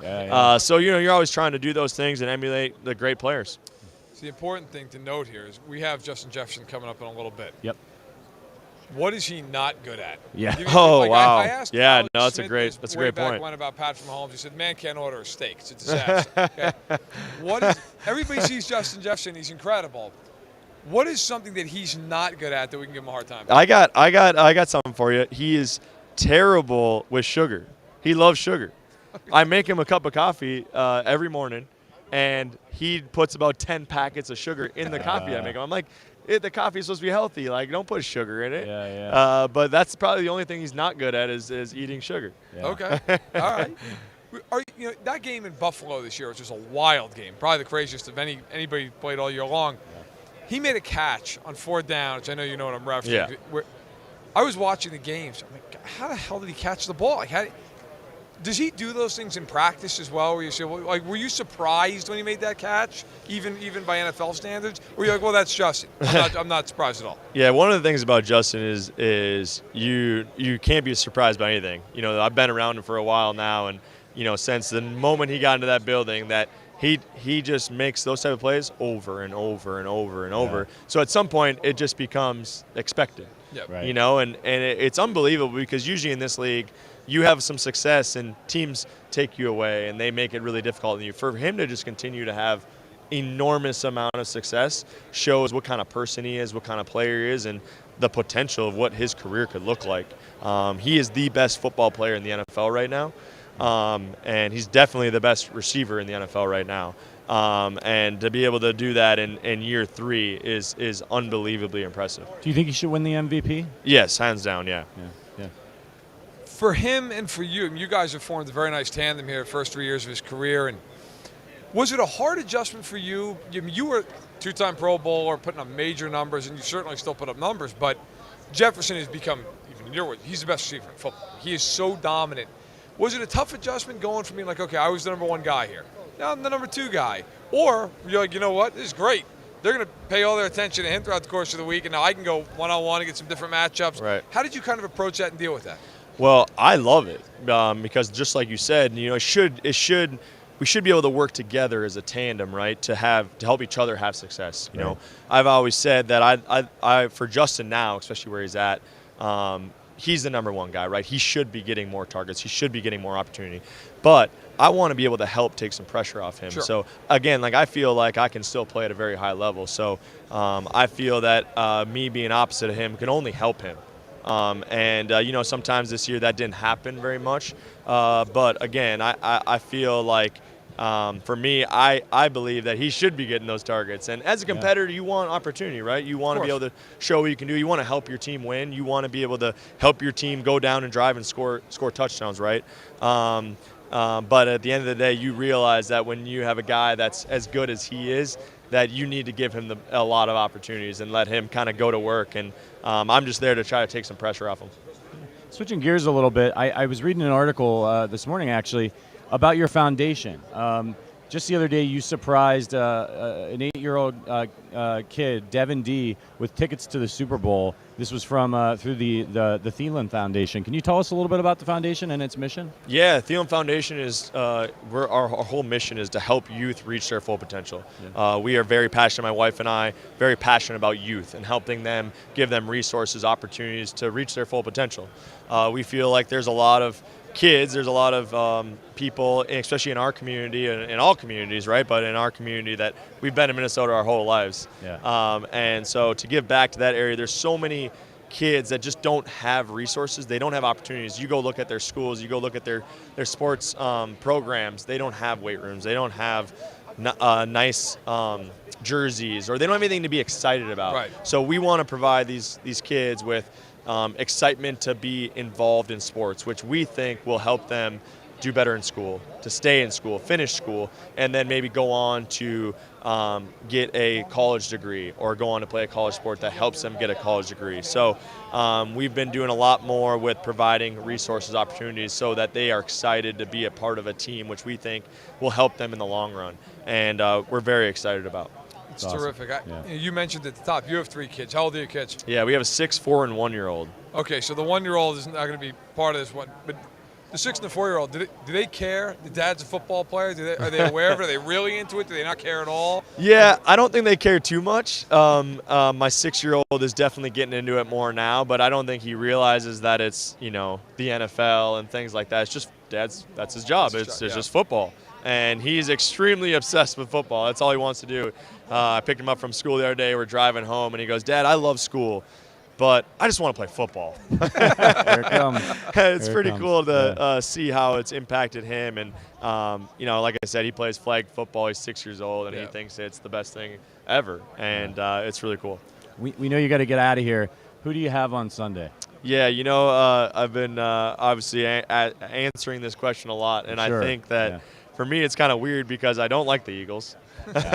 But if I feel like they're going to win. Like they're the better football team in my opinion. Yeah. But who knows? I just really excited about a good game, but I'm probably cheering for the Chiefs. So a little two-sided there. Right. We'll take that. You'll get Mahomes anyway. You get that advantage. Hey, Adam, thanks so much. Thank you so much. Over Easy. Appreciate Check it out.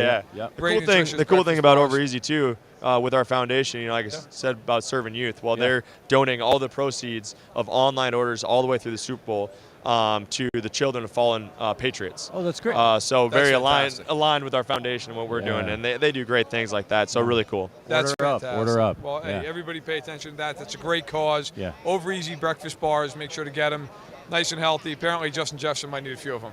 Oh, yeah. Man's got to stay away from the show. Well, he puts sugar on top of them, but we're going to give him crap about that. Make sure you give him a hard time. That's awesome. Adam, thanks so much, thank man. you guys. Really appreciate you stopping by. Appreciate you. I'm dealing with the Minnesota Vikings. Yeah. I'll give us a few minutes.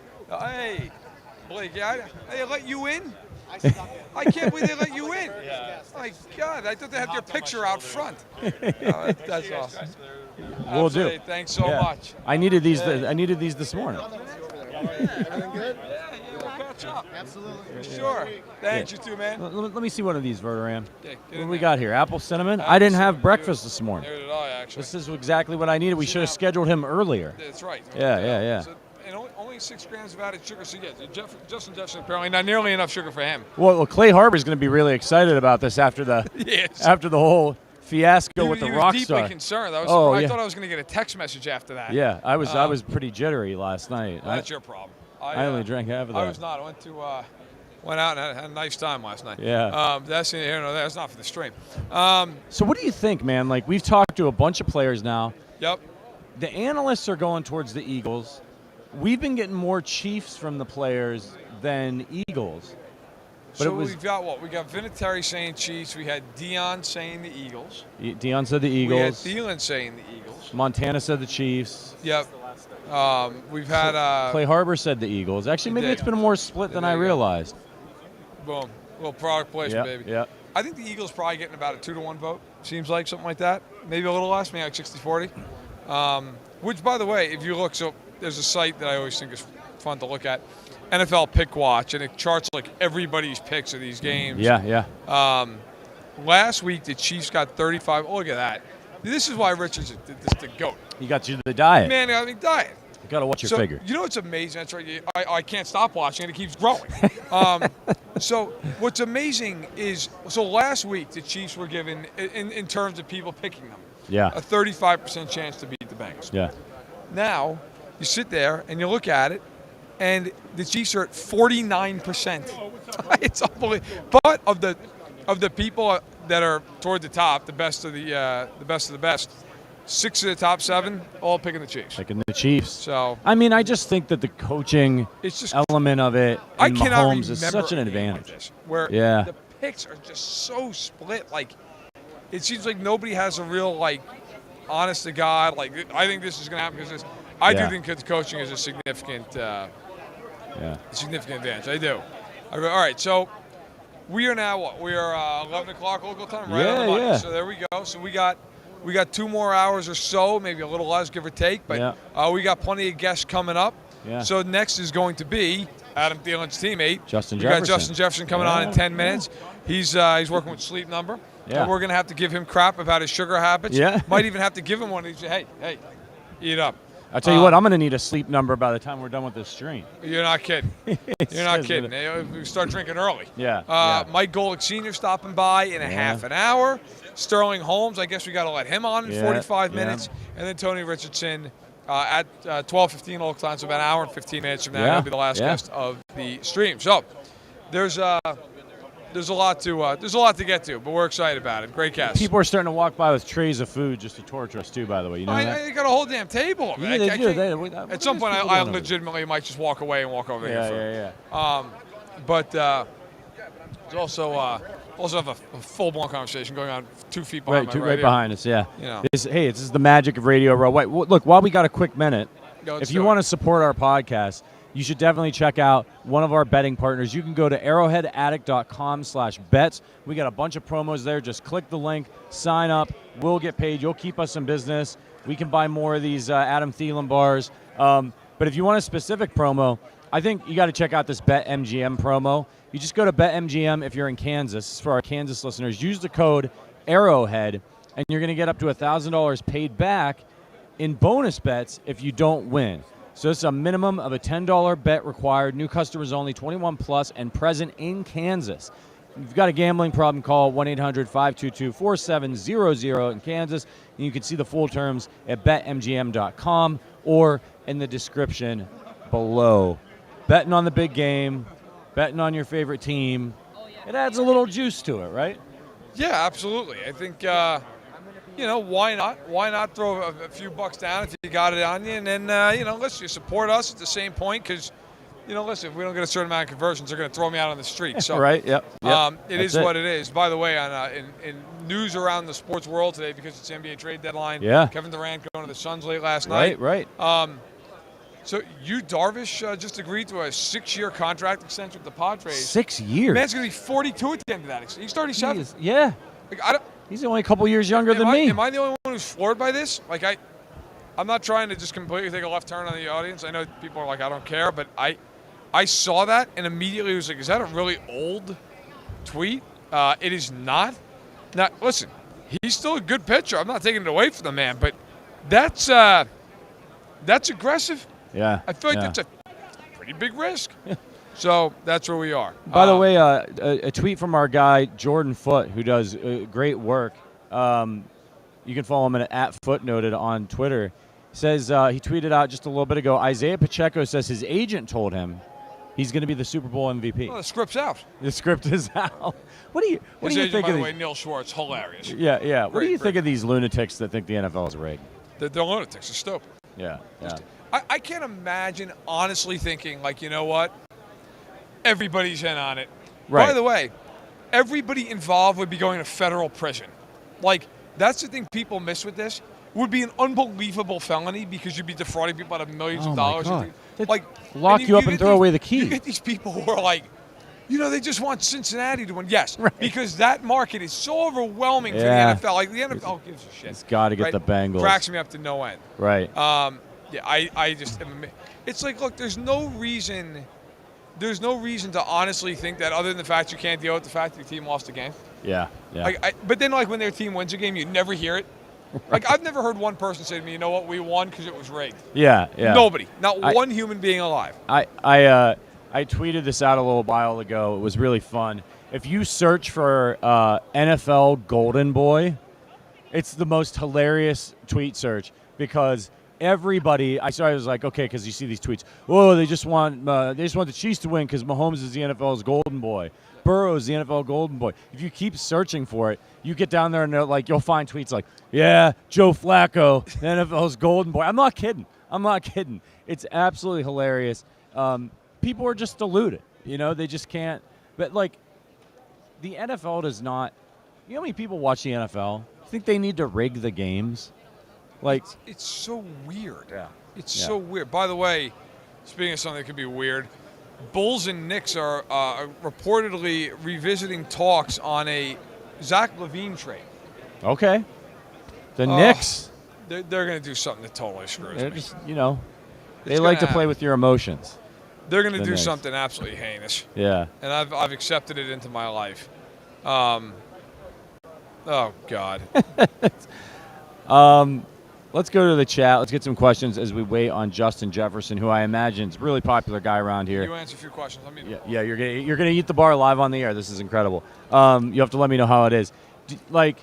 Jefferson's going to be up for. Is it tonight? They're doing the NFL honors. Or is it tomorrow? This weekend? Couldn't have Googled this and saved me the time. I gotta hold the microphone. I can't Google this. All right, man. It's I think it's Friday night. I believe that's when they are. It might be Friday night. And I want to ask him about this. He's the lone wide receiver nominated for MVP. Actually, a receiver's never won MVP in the history of the NFL. It's been running backs. Didn't a kicker win or a punter? Kicker. 1982, Mark Mosley. So, he's not going to win. Patrick Mahomes is going to win, and I think rightfully so. Yeah. But I want to ask him this, and I want to know what you think. Do you think it's bullshit that why don't they just have a quarterback award? That these guys can never, because you look what he did for that team this year. What's their record if they don't have it? 500. Right. He was absolutely incredible for them. I think it's a shame that they just have no chance to win the award. That's their problem. You know what? Listen, they can win the Offensive Player of the Year award. But if you're handing out a most valuable player, there's no possible world, in my opinion, where a receiver is more valuable than a quarterback. Yeah. Think about it. I would agree with Adam Thielen. Justin Jefferson's the best receiver in the NFL. But ask yourself this. Who would, if you were just starting a team, I'm not saying the Chiefs, you're just starting an NFL team, would you rather have Justin Jefferson or the 9th best quarterback in the NFL? The 9th best quarterback in the NFL? I don't know, man. Let's say Matthew Stafford when he's healthy. I would take Justin Jefferson. Wow. I would take Justin. He is again. Look at what Tyreek Hill did for Tua Tagovailoa. They went 9-8. Yeah, but it was because of the injury. The dude. Look at just his play, the level at which his play elevated with Tyreek Hill on the field. I think if I'm going to be stuck with a middle of the road quarterback. See Bruce Arians walking around now. Is it Bruce Arians? Where's he at? Man's on the loose. Bruce Arians. There's a lot of people walking by. I just saw Mike Golic Sr., who's going to be stopping by here in a little bit. Interested to hear what you guys in the chat think. Would you take Justin Jefferson or Matthew Stafford if you're starting a football team? Yep. That's a really interesting question. And if you don't get Stafford, then you're getting like Daniel Jones, let's say. I'm not even saying somebody awful. You're like an average guy. Mid-table guy. Yeah. Lucas says quarterbacks are objectively more valuable to wins and losses than wide receiver. Justin Jefferson is awesome, but Cousins is more important to the Vikings. The Vikings are also my second team. You're going with that. So that's interesting. I get it, but again, if you're gonna have an award MVP that supposedly anybody can win, then other people other than quarterbacks should be able to win it. Like the fact that Cooper Kupp didn't have a chance to win it, the season that he had, like it's impossible. Like what more does somebody have to go for 3,000 yards and 70 touchdowns to win over a quarterback? So I just think create a category, because really what the award is best quarterback, right? Like that's what the award is. Why not have a best quarterback award and then have MVP be about who was the most valuable to their team that year? And it might not necessarily be a quarterback. If you look at the Vikings, I would say that you're like, well, who was the most valuable player to the Vikings? It was Justin Jefferson. Yes, the quarterback position is important. That's the way I see it. How is that cereal bar? It's not great. a cereal bar. It's a breakfast bar. It was great. It was great. Now, what did you go with? You went Apple with cinnamon. The apple cinnamon? Very good. Very good. And I'm not just saying that. I'd say if it was garbage. Yeah, good. yeah. Michael in the chat says, easier to shut down Jefferson than Patrick. I'm guessing he means Mahomes, not me. It's definitely not easier to do anything to Justin Jefferson than it is me. By the way, I see Diana Rossini does great work at ESPN. Oh, She's yeah. tweeting out no, I don't see her. I mean, I saw her earlier this week. She's over at Chiefs practice. But she says the Chiefs will have the hardest practice today, and they'll be in pads. That's the second time they've practiced in pads down here. Sounds like they're getting ready for a physical football game. Yeah, it's sitting at dome. Yeah. They'll focus on third down, high-paced. Players excited to practice in the warm temperatures compared to what they were doing last week. Yeah, I bet. Yeah. My God. It's going to be. I mean, it's just very notable. They never practice in pads this late in the year, and they've done it twice. This week. So I would say that's definitely intentional. That is not something that they ever do. Yeah. Again, I got another tweet from Jordan Foote from the availability today. He said, Andy Reid thinks there will be an unsung hero for the Chiefs in the Super Bowl. And the quote was, in this game, there's somebody that hasn't been mentioned that's going to step up. It always seems like it. Yeah. Again, because it's that one game. So maybe it's like an interception, right? Like maybe L'Jarius Sneed comes up with a big pick, or, Isaiah Pacheco goes off for a big run that kind of seals it. I mean, there's just so many different ways it can go. I think my money's on, in this one, unsung hero, I'm going to go with somebody maybe like a Jody Fortson. Okay. Like maybe somebody who they get down in the red area and he catches 2 touchdowns, because everyone's trying to take away Kelsey. Sure. That'd be an interesting one. What about you? I know this is an unsung hero. I think I said this like a day or two ago. Did I say Mike Dana? You did. You said yesterday. Yeah. I did. So I would say him, but I'll give you a different answer. And it's not so much that this guy would be unsung, because he's going to be very sung if he does this. Yeah. But my answer would be Orlando Brown. Okay. If you said to me outside of the quarterbacks, give me the one guy more than anybody else who his performance will determine the game. Yeah. Orlando Brown's that guy. And I think it's right. It's because if you're going to help somebody, you're going to help Andrew Wiley. That's so right. So that means Andrew. And he's blindside. Right. He gets a strip sack and it changes the whole game. Orlando Brown is going to have to hold up on an island a lot more. He might get a little help here and there. But look, man, that's why they went out and got him, And I think he's done a pretty good job, particularly late in the season. And I also read yesterday that Andy said Mahomes can do just about everything in the playbook. So I mean, that's really good news if you're a Chiefs fan. You don't want Andy's plays to be limited because of Mahomes' ankle. Well, I mean, here we got Justin Jefferson coming in. But let's be real. Let's just call a spade a spade. This is the Super Bowl. Yeah. They're going to do whatever they got to do. Yeah. That's the way it goes. How you doing, Justin? What's going on? Thanks for coming by, man. How are you? Yeah. I'm good. I'm good. So, first thing right off the bat, we just had your teammate Adam Thielen sitting there about 10 minutes ago. Yeah, my guy. We knew we had you coming up. I said, all right, listen. Give me something Justin's not good at. Give me something. I said, we always see him making catches. I think I already know what he gonna say. What's he gonna say? Golf. No. He didn't say golf. He didn't say golf. Oh wow, I'm surprised. He said you've got a significant problem with sugar, that it's out of control. He said man makes you coffee every morning, and you're over there dumping a landfill's worth of sugar in that thing. Yeah. He's not pleased. He's not pleased at all. I definitely have something sugary every single day. I mean, I'll be eating it in his face, teasing him. And he'd definitely be like, all right, I'll give you about 2-3 more years eating that sugar, and, it's going to be a problem after that. So he's getting a little bit older. He's got to start reining it back a little bit. You're still young. You're still burning That's through what I'll be trying to tell him. That's what I try to tell him. I'm like, I'm still young. I'm 23 years old. I got some time. I'm working out every day. I'm burning it off. Yeah. It's not like it's just sitting on me, So see, that's the difference. Enjoy it while you can. You run it off. I sit there and just eat. This is why I'm sitting in this chair. Right. And thank God the chair still stands. Look, man, you had an unbelievable season. Appreciate you. Appreciate it. I want to get into the whole year, but I actually also mentioned this to Adam. Like, your catch against Buffalo this year, it would be the catch of the year. I don't even think it's an argument. Yeah. It was insane.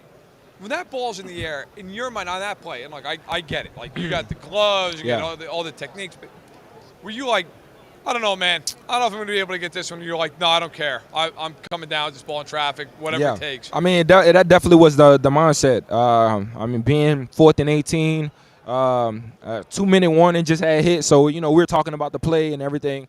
He was like, all right, it's 4th and 18. We ain't got much to call. There's not much you can look on a play sheet and call. Right. So, we're just going to have to throw this up to you. I'm like, okay, cool. 2-minute warning, I'm still thinking about it. I'm like, okay, I got to go get it. It's either me or we're going to get the first down or we lose this game, So, that play happened. Me running that route and seeing the ball in the air, I was like, this ball is mine. I got to go get it. And then, as soon as that ball hit my hand and hit C. Lewis's hand, everything felt like it was in slow motion all the way to the ground. And, God was definitely with me on that play, just being able to control the ball all the way to the ground. Is that the best catch you've ever made? It's one of the in-game for sure. Yeah. In-game. But, I definitely had some crazy catches, in practice or, just catching the ball around and stuff like that. But it's definitely one of my craziest in-game catches, especially, with somebody on me and touching the ball at that. Matt mentioned you had an absolutely incredible season. You're one of the finalists for the MVP award. Yeah. The last time a non-quarterback won the MVP, AP. you know what it was? AP. Yep. Oh, man, I got it wrong. It was Adrian Peterson. Adrian Peterson. 2012. Yeah, 2012, that's right. Ran for 2,000 yards. Yeah. I remember that. Yeah, well, so I just wanted to ask you, do you receivers never won it? Correct. All right.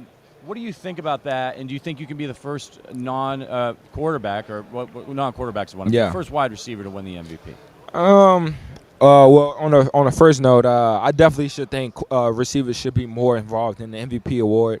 Of course, we understand the difficulty of a quarterback position, the amount of weight they have to go through every single game, calling the plays, making the throws. Of course, that's a difficult job to go through, especially in the NFL. Yeah. But I feel like without a main receiver, without a number one receiver, that quarterback wouldn't be, up for the MVP award either. You know what I'm saying? So I feel like if you take that number one receiver off the team, it'll be very difficult for them to, get those amount of yards and, plays for the team. So I definitely think the receiver should be more involved in the MVP award. Yeah. What is your favorite route to run? Like, if you had the lineup and O'Connell says, all right, Justin, what do you want, man? What do you want? Coverage is good. You can dictate it. What's the route you're like, that's what I'm running? That's a tough question because I don't really have a favorite route. I like the whole route tree. Is there a route you don't like to run? Is there a route you're like, that's the one maybe that I'd rather stay away from, or the one that I'd like to work on the most? I feel like comebacks are the ones that people don't really like to run as much just because they're 15 yards, 15, 20 yards, and they don't really get thrown as often. So I feel like the comebacks are the one route I would say either I need to work on or I would least like to run. Okay. So they say game recognizes game. Who's your favorite wide receiver to watch play? To watch play? Yeah. Davante Adams is always my number one receiver. Him, Odell is my really number ones. Just because of how smooth they are, how easy they make it look, And I'm in love with Davante Adams' releases. I feel like no one can ever touch him on his releases, and his ball skills are outstanding. And I grew up with O, so going to the LSU games and watching him, I always was a fan of him, and I definitely would say that I mimic my game, towards him. Just the amount of looseness that he do in his routes, his flexibility, and his ability to make crazy ass catches. Yeah. You mentioned LSU. You played on arguably the greatest offense in collegiate history. Yeah, right. What was it like when you're going out there and you're seeing like Vanderbilt? Like, you know what? We're gonna have a pretty good game today. You got, for people who don't know yourself, you had Clyde Edwards-Helaire, you had Jamar Chase, Joe Burrow. It's Terrace on Marshall. and on. Yeah. Terrace Marshall, who was a second-round pick, third year of the team. What was it like to go on the field with those guys in college and be, you know what? Probably gonna have a pretty good afternoon. It was like that every game. Trust me. Yo, what's that, brother? Speaking of, it was unbelievable to have those type of guys on our team. We felt like nobody in the whole world can really guard us, especially all of us at the same time. And we felt like nobody could have a fair matchup against us. We was able to run the ball. We had the best O-line award. We had the Blintlikov. We had the Heisman winner. It just goes on and on, the amount of talent that we had on that team.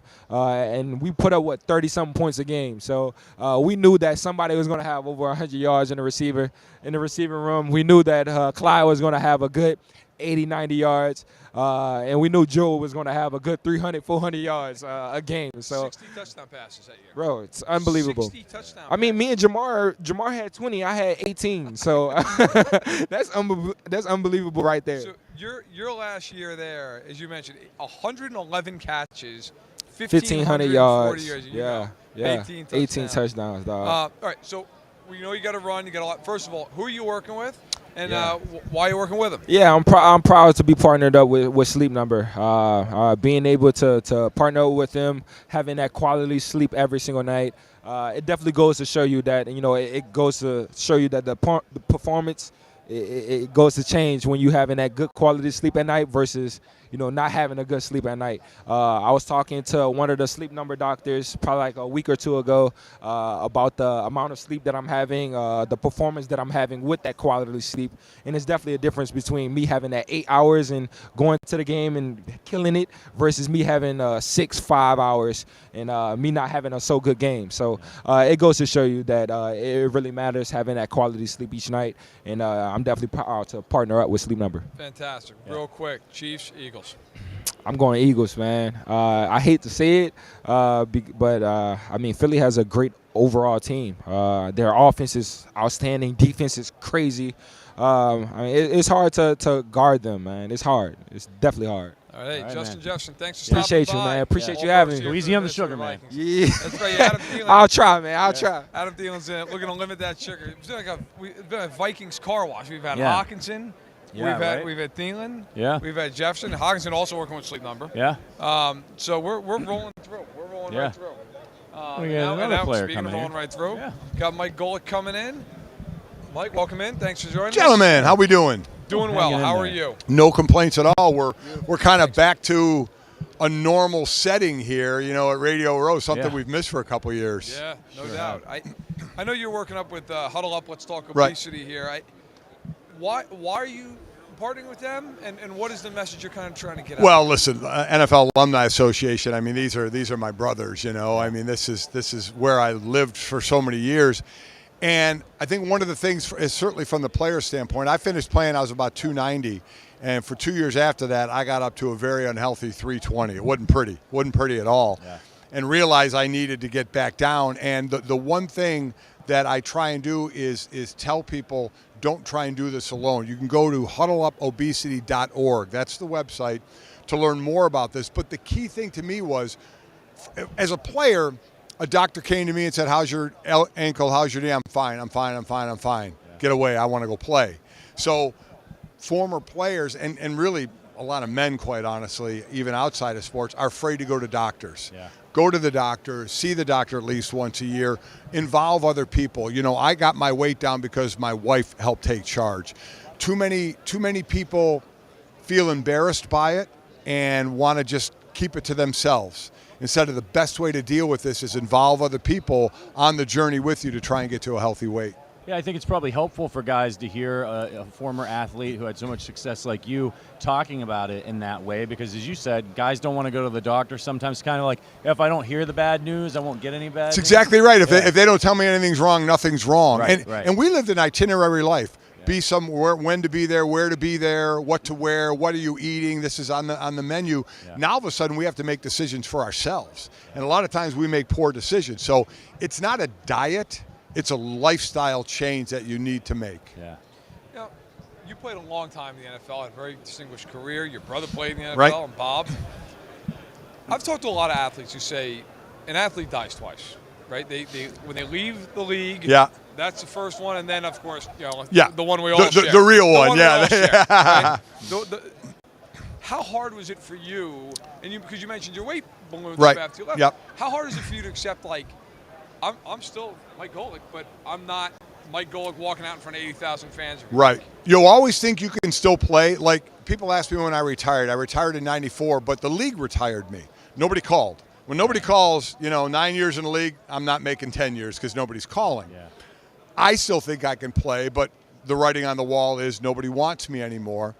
The key thing is we all think we're going to play at least more. My situation is the norm. The walking away on your own, is not. Most people just want to keep playing.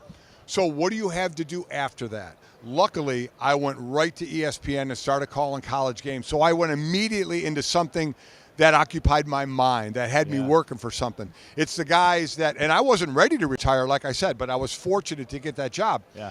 It's players that don't and are just kind of sitting around. Now you start to wallow a little bit. Now you start to watch training camp and you say, I should still be out there. Sure. And now you might get depressed a little bit. So the key is, okay, if you're done before your time, which most of us are, you have to find that next outlet. It's not going to be as great as running out in front of 80,000, but it's going to occupy your mind and give you something to do. Did you know that you wanted to get in the media after you were done playing? Or Not really, quite honestly. I had, when I was doing some shows in Philly on the Randall Cunningham show, it won like a local Emmy. And because of that, ESPN was actually calling me while I was playing, and I would do some stuff for them. But as I was playing, I never really thought about life after football, which was dumb because the best time to make your connections for players is while you're playing. As soon as you're done, if you hadn't made connections, the door's unless you're a superstar. So, yeah, that kind of was happening while I was playing, and as soon as I finished, they offered me a job right away to call college games, and then that rolled into eventually the morning show, so it all worked out. You've had this incredible second act of your career. I know I grew up watching you on Mike and Mike. You guys, as Mike and Mike went into the Broadcasting Hall of Fame, a lot of players, athletes across all sports, they get out. A lot of them try to go into broadcasting. Yes. Some of them make it and are great at it. Some of them don't. What do you think made you so successful at the second part of your career? That's a great question. Now, when Greeny and I got together on the morning show, we weren't in a lot of affiliates yet. And we were completely different people, right? He being the writer, me being the athlete. But what we got to do is work through a lot of the beginning. He had never done 4 hours of radio. I certainly had never done that before. Right.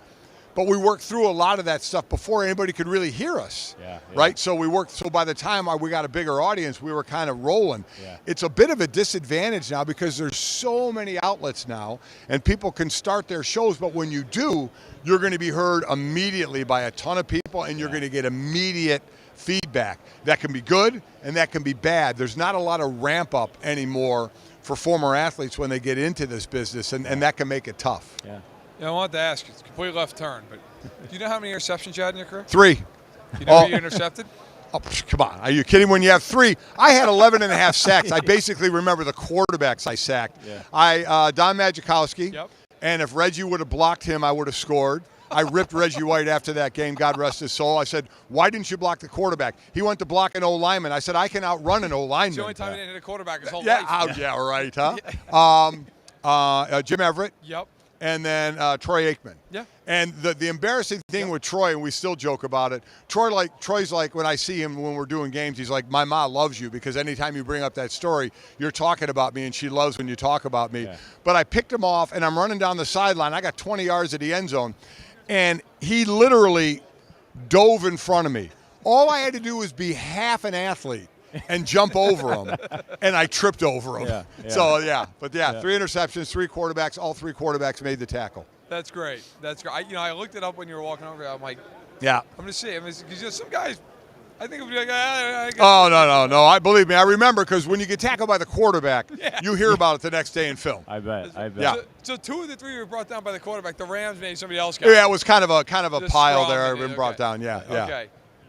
Was there, of the 3, were any of them like really athletic? You're like, that was a hell of a play, or did you get them falling in your hands? No, because Don Mazikowski, nobody blocked him, so he just tripped me up. He was right there. Like I said, Troy ran over and threw himself in front of me. Credit to him. That was more my showing myself as a non-athlete and not being able to I could have just stepped over him. Yeah. But I tripped over him like a fool. You ever see him nowadays and say, hey, man, all the time. Take that moment away from Oh, yeah, I see him all the time doing games. So, like I said, we talk about it. He's like, my mom loves it when you talk about it. Yeah. But, I say that all the time. All I had to do was step over you. And he's like, yeah, well, I got the tackle. Yeah. Yeah. You played on those Eagles teams in the late 80s, early 90s, Buddy Ryan. Some would say some of the best defenses ever. Jerome Brown, Reggie White, Clyde Simmons, Chet Joyner, yeah. Do you ever look back in those teams and say, why didn't we go further? Oh, yeah. All the time. You had Randall Cunningham. I know he got hurt. Got hurt 91. We thought 91 was going to be our year. He got hurt first game against Green Bay. Yep. But, that was the one thing with Buddy Ryan. If you were a defensive player, you loved playing for him. Yep. But he didn't do much on the offensive side of the ball as far as getting people. I mean, we did have Randall, Keith Jackson at tight end, Keith Byers at running back, but we needed more help on offense, and we didn't really get it. So, those were some years where we certainly thought we had the talent on defense to do it, but we never were able to close the deal. You did play in some playoff games. For an average fan out here watching that, had never had the chance to play as a professional athlete at this level, can you kind of explain to them the difference in the tempo and the intensity going from regular season game into the playoffs? Well, the biggest thing is you lose, you're done. Yeah. So, you have 16, now 17 regular season games outside of being at the last weekend. You have another game. Yeah. You have another week. When you lose, it's so amazing. You get to the playoffs and you think you're going all the way. You lose the game, the next day you're packing up your locker. It's such a 180, and you'll never see the same players again. Your team changes every year. Yeah. That's the biggest thing is everything is on this game. You win, you keep going. You lose, you go home. So when that adds to it, all of a sudden the pressure cooker starts to pick up a little bit. Yeah. And speaking of playoff games you played in, it might have been the first playoff game you were ever in was the Fog Bowl. Is that right? Maybe there was one before that, the wild card game before that. Yeah, but that was a game I played in the Fog Bowl, and that was something. What was that like to be on the field? Because if you watch the footage of it, you can't see anything. Yeah. But then I've heard Mike Singletary talk about, he's like, you'd come off the field, and coach would be like, what's going on in there? At least that was his perspective of it. What was yours? So they didn't want to postpone that game. Right. So I remember being on the field, and a referee was standing in the middle of the field talking to the people upstairs saying, oh, yeah, I can see both goalposts from the 50-yard line. I looked at him and said, dude, what the hell are you talking about? You can't see 15 yards either way. But they didn't want to clear out the stadium and postpone it and bring it back another day, so they were going to play that game. And basically it turned out whoever was winning by the time that fog rolled in was going to win the game, and that was Chicago. Is it the craziest game you ever played in? Oh, yeah, without a doubt. Easily, right? I mean, I played in horrible rain, snow, the whole deal. That was the craziest because you're not used to that. We've all, at that level, have played in just about everything you could play in: ice, snow, sleet, rain, every wind. But fog? Yeah. I mean, that's not one that we were really used to when it came rolling in off the water. Well, so obviously, as a guy who played for the Eagles, are you leaning that way this Sunday? So here's the thing, because I'm calling the game for Westwood One, they're the national radio partner. Yeah. It's me, Kurt Warner, Kevin Harlan, and Laura Oakman. Oh, nice. I called Sunday night games to them all year. Yeah.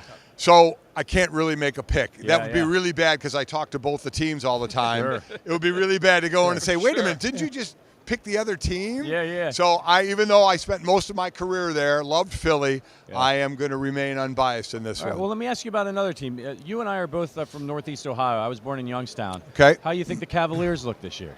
How about, that Eastern Conference now, Brooklyn all of a sudden, Kyrie and Durant are both gone. How about the package, Durant? 3 players, 4 first rounders, and a swap first round. Yeah. I mean, unbelievable. So the Suns went to the second best odds now to win the title. But what the Cavs are doing, I mean, you figured once LeBron left the first time they were going to go down, LeBron comes back, wins a championship, he leaves again. Yeah. When are they going to build it back up? But you got to love what they're doing right now, don't you? I mean, and now Brooklyn's going to fall apart. Right? So for grabs. Yeah, I mean, what a debacle that was for an era of building championship teams like either a 2-headed or 3-headed monster. That could have been one of the most epic failures in Brooklyn. Matt here knows all about debacles. He's a Knicks fan. I'm a Knicks fan. Oh, sorry about that. You might as well be a Jet fan then, right? God. Thank God I'm not that. I'll tell you, though, as a Knicks fan, I do enjoy that Brooklyn now is just tanking. Oh, I'm sure you do. It's a beautiful thing. Yeah, I'm sure you do. All 12 of their fans are devastated. Yeah, if it's not going to be good for you, you want to let other people have their misery too, right? The sad part is the Knicks are like 3 games over 500. Best it's been in like 20 years. Yes, that's exactly right. Jalen Brunson, Julian Randle, we're going to get killed in the first round. That's all right. What the hell? Now they're apparently close to trading for Zach LaVine, so we'll see how things play out. Yeah, we got to 3:00 Eastern today, right? Yeah. So that'll be. I'm sure the Knicks will panic and do something they shouldn't. Yeah. Why stop now? I'm curious. You can't make a pick, but your breakdown of the game. Everybody's talked this week about Holmes and Hurts, the defensive line for the Eagles, which is of course great, 70 sacks. Do you look at this game and say the defensive line getting to Mahomes is the entire game? Like that's going to determine who wins and loses? Or is there another matchup that you say, you know what, I don't think this is getting enough shine? Well, I mean, can the Eagles get the running game going? Let's be honest, Jalen Hurts didn't play well in the championship game. So can they get their running game going, which includes Jalen Hurts against his Kansas City defense? How much will Chris Jones move around? We saw him move to the outside, get that last sack. Is he going to do that against the Eagles and go up against Lane Johnson? Or will he stay on the inside, bring a backer up, try and occupy Jason Kelsey, and let Chris Jones one-on-one with one of the guards? So I'm looking for that as well. Also looking for, we're talking about the pass rush. So what do you do with the pass rush? So is the ball going to come out quicker out of Mahomes' hands? Or can they get a running game going? Isaiah Pacheco, can he bounce one of the outside, use his 4.3 speed? Jared McKinnon, did anybody have this guy before the season as the running back with the most receiving touchdowns in the NFL? He had 9. So watch for him out of the backfield to be that quick outlet. And what Kansas City does well, they will chip. They understand the great edge rushers Philly has. They'll chip with running backs. They'll chip with tight ends just to slow up the rush a little bit. It's interesting. One thing that nobody's talked about this week, or at least that I've seen, the Eagles have very little pre-snap motion. They line up. They do not move around. The Chiefs are the polar opposite of that. Yes. The Chiefs are moving all over the place.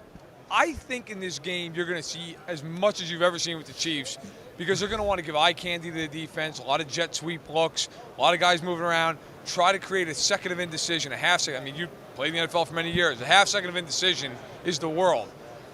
Do you think it will hurt Philly that they don't do a lot of that pre-snap stuff? Oh, no, not at all. That's just so as a defensive player, you understand that most of that is eye candy. Sure. Don't fall for it. Just like Peyton Manning, when he's yelling all the stuff he's yelling, it means nothing, So when these guys are doing all that motion, you still know, and that's where you better watch tape. There better be that film study, game plan study of, okay, they do all this garbage, block that out, blah, blah, blah, let them do it, disguise our defense, make sure we kind of end up where we need to be, and then play disciplined football. Don't go for one of those eye candy fakes. Don't follow somebody. Play your position. Trust your teammate. It's going to be an exciting game. I'm excited to see what Andy Reid cooks up for the Super Bowl. He's a little bit of a mad scientist. Well, it's going to be it's just a weird game because, they've been to the Super Bowl now 3 times in 4 years. The first time they went, they won. The second time they went, they had basically me as an offensive lineman in that game. Yeah. And now, that is the one thing I do think is interesting is the Chiefs' interior on the offensive line is as good as any in football. Yeah, it is. Yeah. Wiley is, I think most people believe, the weak spot on the front. Right. And they'll probably chip there, as you mentioned, with McKinnon, with Kelsey. To me, and we were talking about this earlier, Orlando Brown to me is the key to this whole game, one way or the other. Because they're not going to be able to help him as much. He's been better as the year has gone on, but he doesn't do as well with speed. The Eagles have guys off the edge like Reddick and Graham who can get around you. Josh Sweat. I am fascinated. To me, he is going to be the biggest X factor in this And it's game. one of those things that as the game goes, you decide, right? If he's blocking well on one-on-one, great, no help. If he's struggling, then you're going to have to bring in a chip. You're going to have to just do something to make him take that extra half a step to buy you an extra second there. So that's kind of a game time. Everybody would love to block one-on-one with their 5 linemen and never have to chip, and that's what they'll try and do, but you have to adjust along the way. Yeah, well, hey, listen, first of all, thanks so much for coming over here, Mike, talking about Huddle Up. Let's talk obesity with the NFL Alumni Association. It's such an important thing. It's such an epidemic, really, in America. People dealing with this issue. I think it's great you're bringing awareness to it. And I want to just thank you for stopping by. Oh, appreciate it, guys. Thanks. Good luck on the call. Yeah, thanks. I'll have fun, that's for sure. Yeah, thanks. Right. Thanks, Mike Mike. Golic of Westwood One. Yeah. Really appreciate it. Hey, thanks so much. Yeah, appreciate you coming by. Yeah. Take care.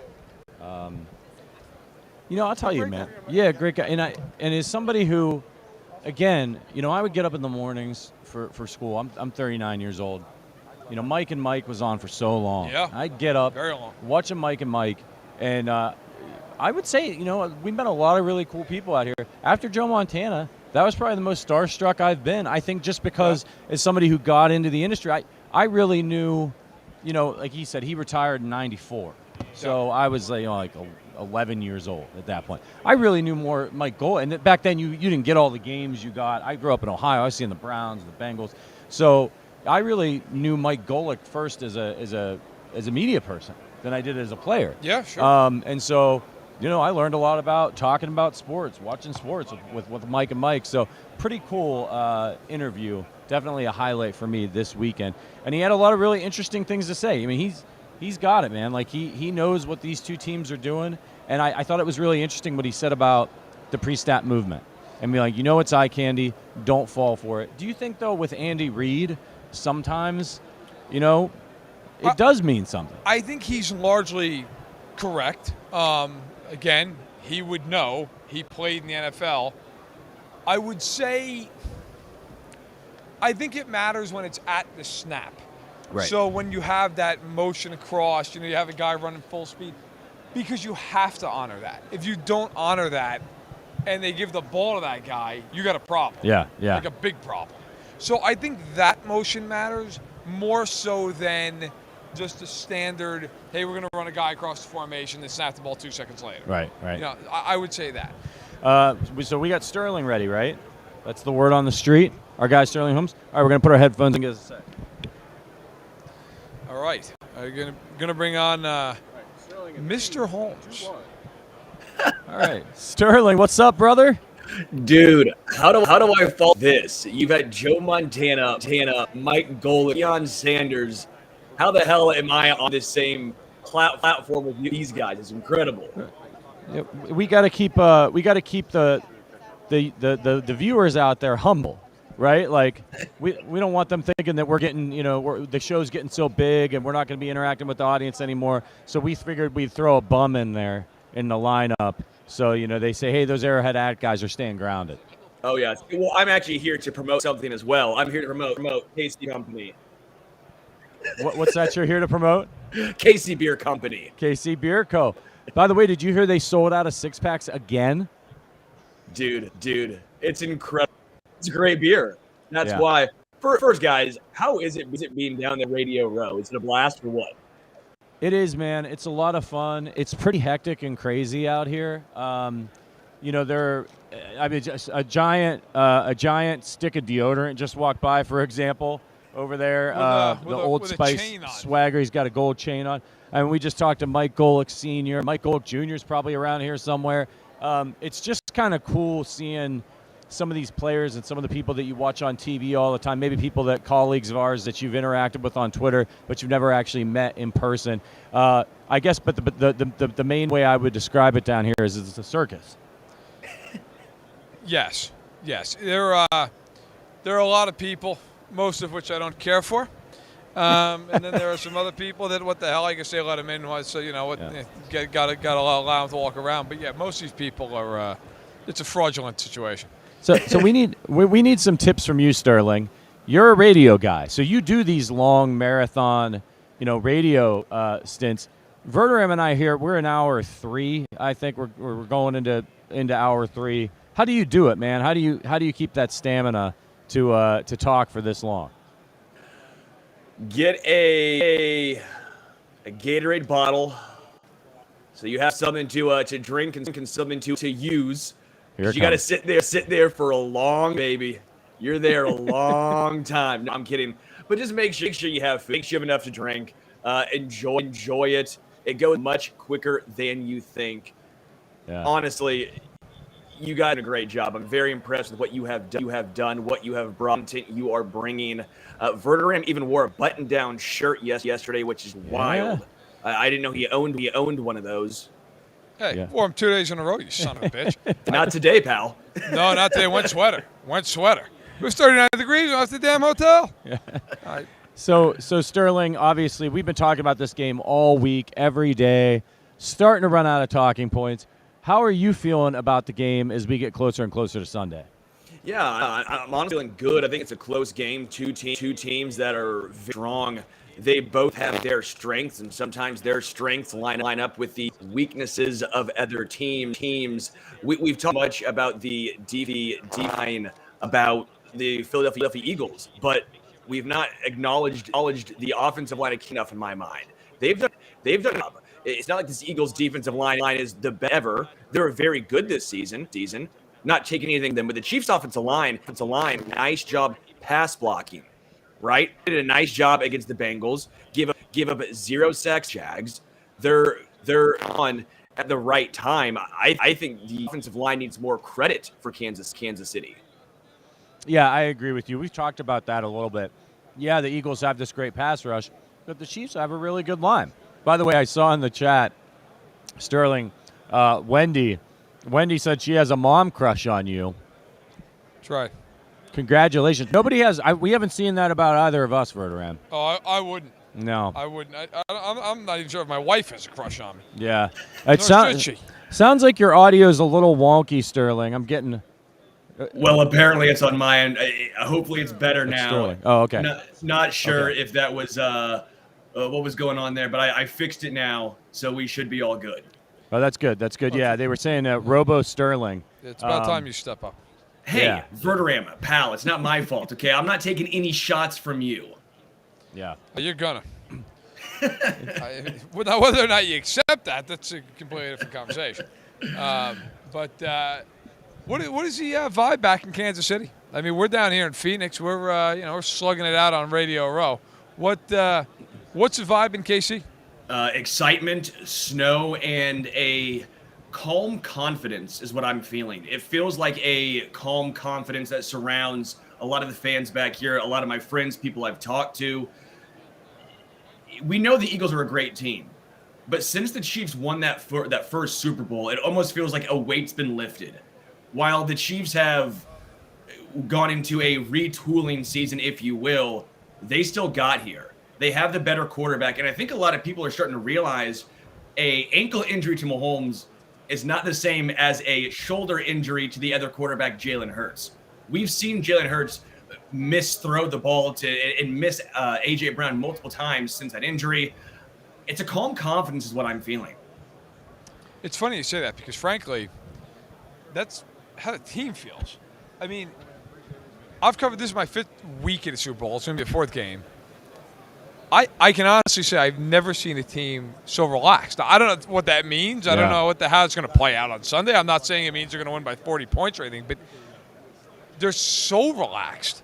Like it almost feels like it's not a Super Bowl. Like they were like that on media night. They were like that at the availability on Tuesday. I've seen other people comment on that. It's how I feel too. Like it's just been very, very calm, poised. I mean, they don't seem like, certainly not like in a disrespectful way, but just confident. They just seem very confident in who they are in this game. It's a business trip. They're treating this as a business trip. They had the emotional game against the Cincinnati Bengals where there was that trash talk going into it. We saw what happened post with Chris Jones, Travis Kelce saying their piece, but it feels like they got that out of the way. Now it's time to take care of business. Yeah, I think so too, man. I don't know exactly how this game's going to go, but I've been feeling better and better about it throughout the course of the week. And one thing that I said, I'm interested to hear your thoughts on this, Sterling, is that I feel like if this was a regular season game and we were playing this Eagles team, I wouldn't be worried. I wouldn't be going into the game and being like, oh, geez, I don't know if the Chiefs are going to pull this one out. I feel like I'd feel pretty confident that the Chiefs are going to win, maybe by 10 points. That's a little generous. I don't know about 10 points. We've talked about the Eagles and their lack of quarterbacks they have played, or should I say lack of elite quarterbacks they have played. But I want to get into a few numbers with you guys. Jalen Hurts was sacked 38 times on 460 dropbacks. Mahomes was sacked only 26 times on 648 dropbacks. We know the offensive line of the Eagles is very, very talented. There's no denying that. But the Chiefs have one of the better pass rushes in the NFL as well. Jalen Hurts, in my mind, this shows this stat right here. He holds onto the ball long. He holds onto the ball too long at times. For as good of a scrambler as he is, as good as a runner as he is, he sometimes tries too hard to make plays. But this tells me he can be got. You think this is a big Frank Clark game? Every playoff game seems to be a big Frank Clark game, man. Right. I just, honestly, I know this is like the worst analysis ever. I just feel like we're going to wake up on Monday and be like, you know what, Patrick Mahomes was great. That's it. I think we're going to, obviously like any game. Like take it, for example, the game we just saw them play. Okay, they just played the Bengals, and Mahomes threw for 326 and 2 touchdowns. He had his big run at the end. There were a lot of other reasons the Chiefs won that game. There were a lot of other reasons you could point to, certainly defensively in that game, because Chiefs won the game because of all these things. If the Chiefs win on Sunday night, that will certainly be true again. But I think the biggest reason is you're just going to go, yeah, man, he made like 3 plays nobody else could make. And that's it. And that was the difference in the game. And I think sometimes because we're at Super Bowl and it's the biggest game of the year, do you feel like you have to unearth this analysis that doesn't exist? Like, here's my analysis. Patrick Mahomes is really fucking good. Like, that's my analysis. Like, there's probably going to be 2 or 3 plays in this game where, for all the world, he should be sacked.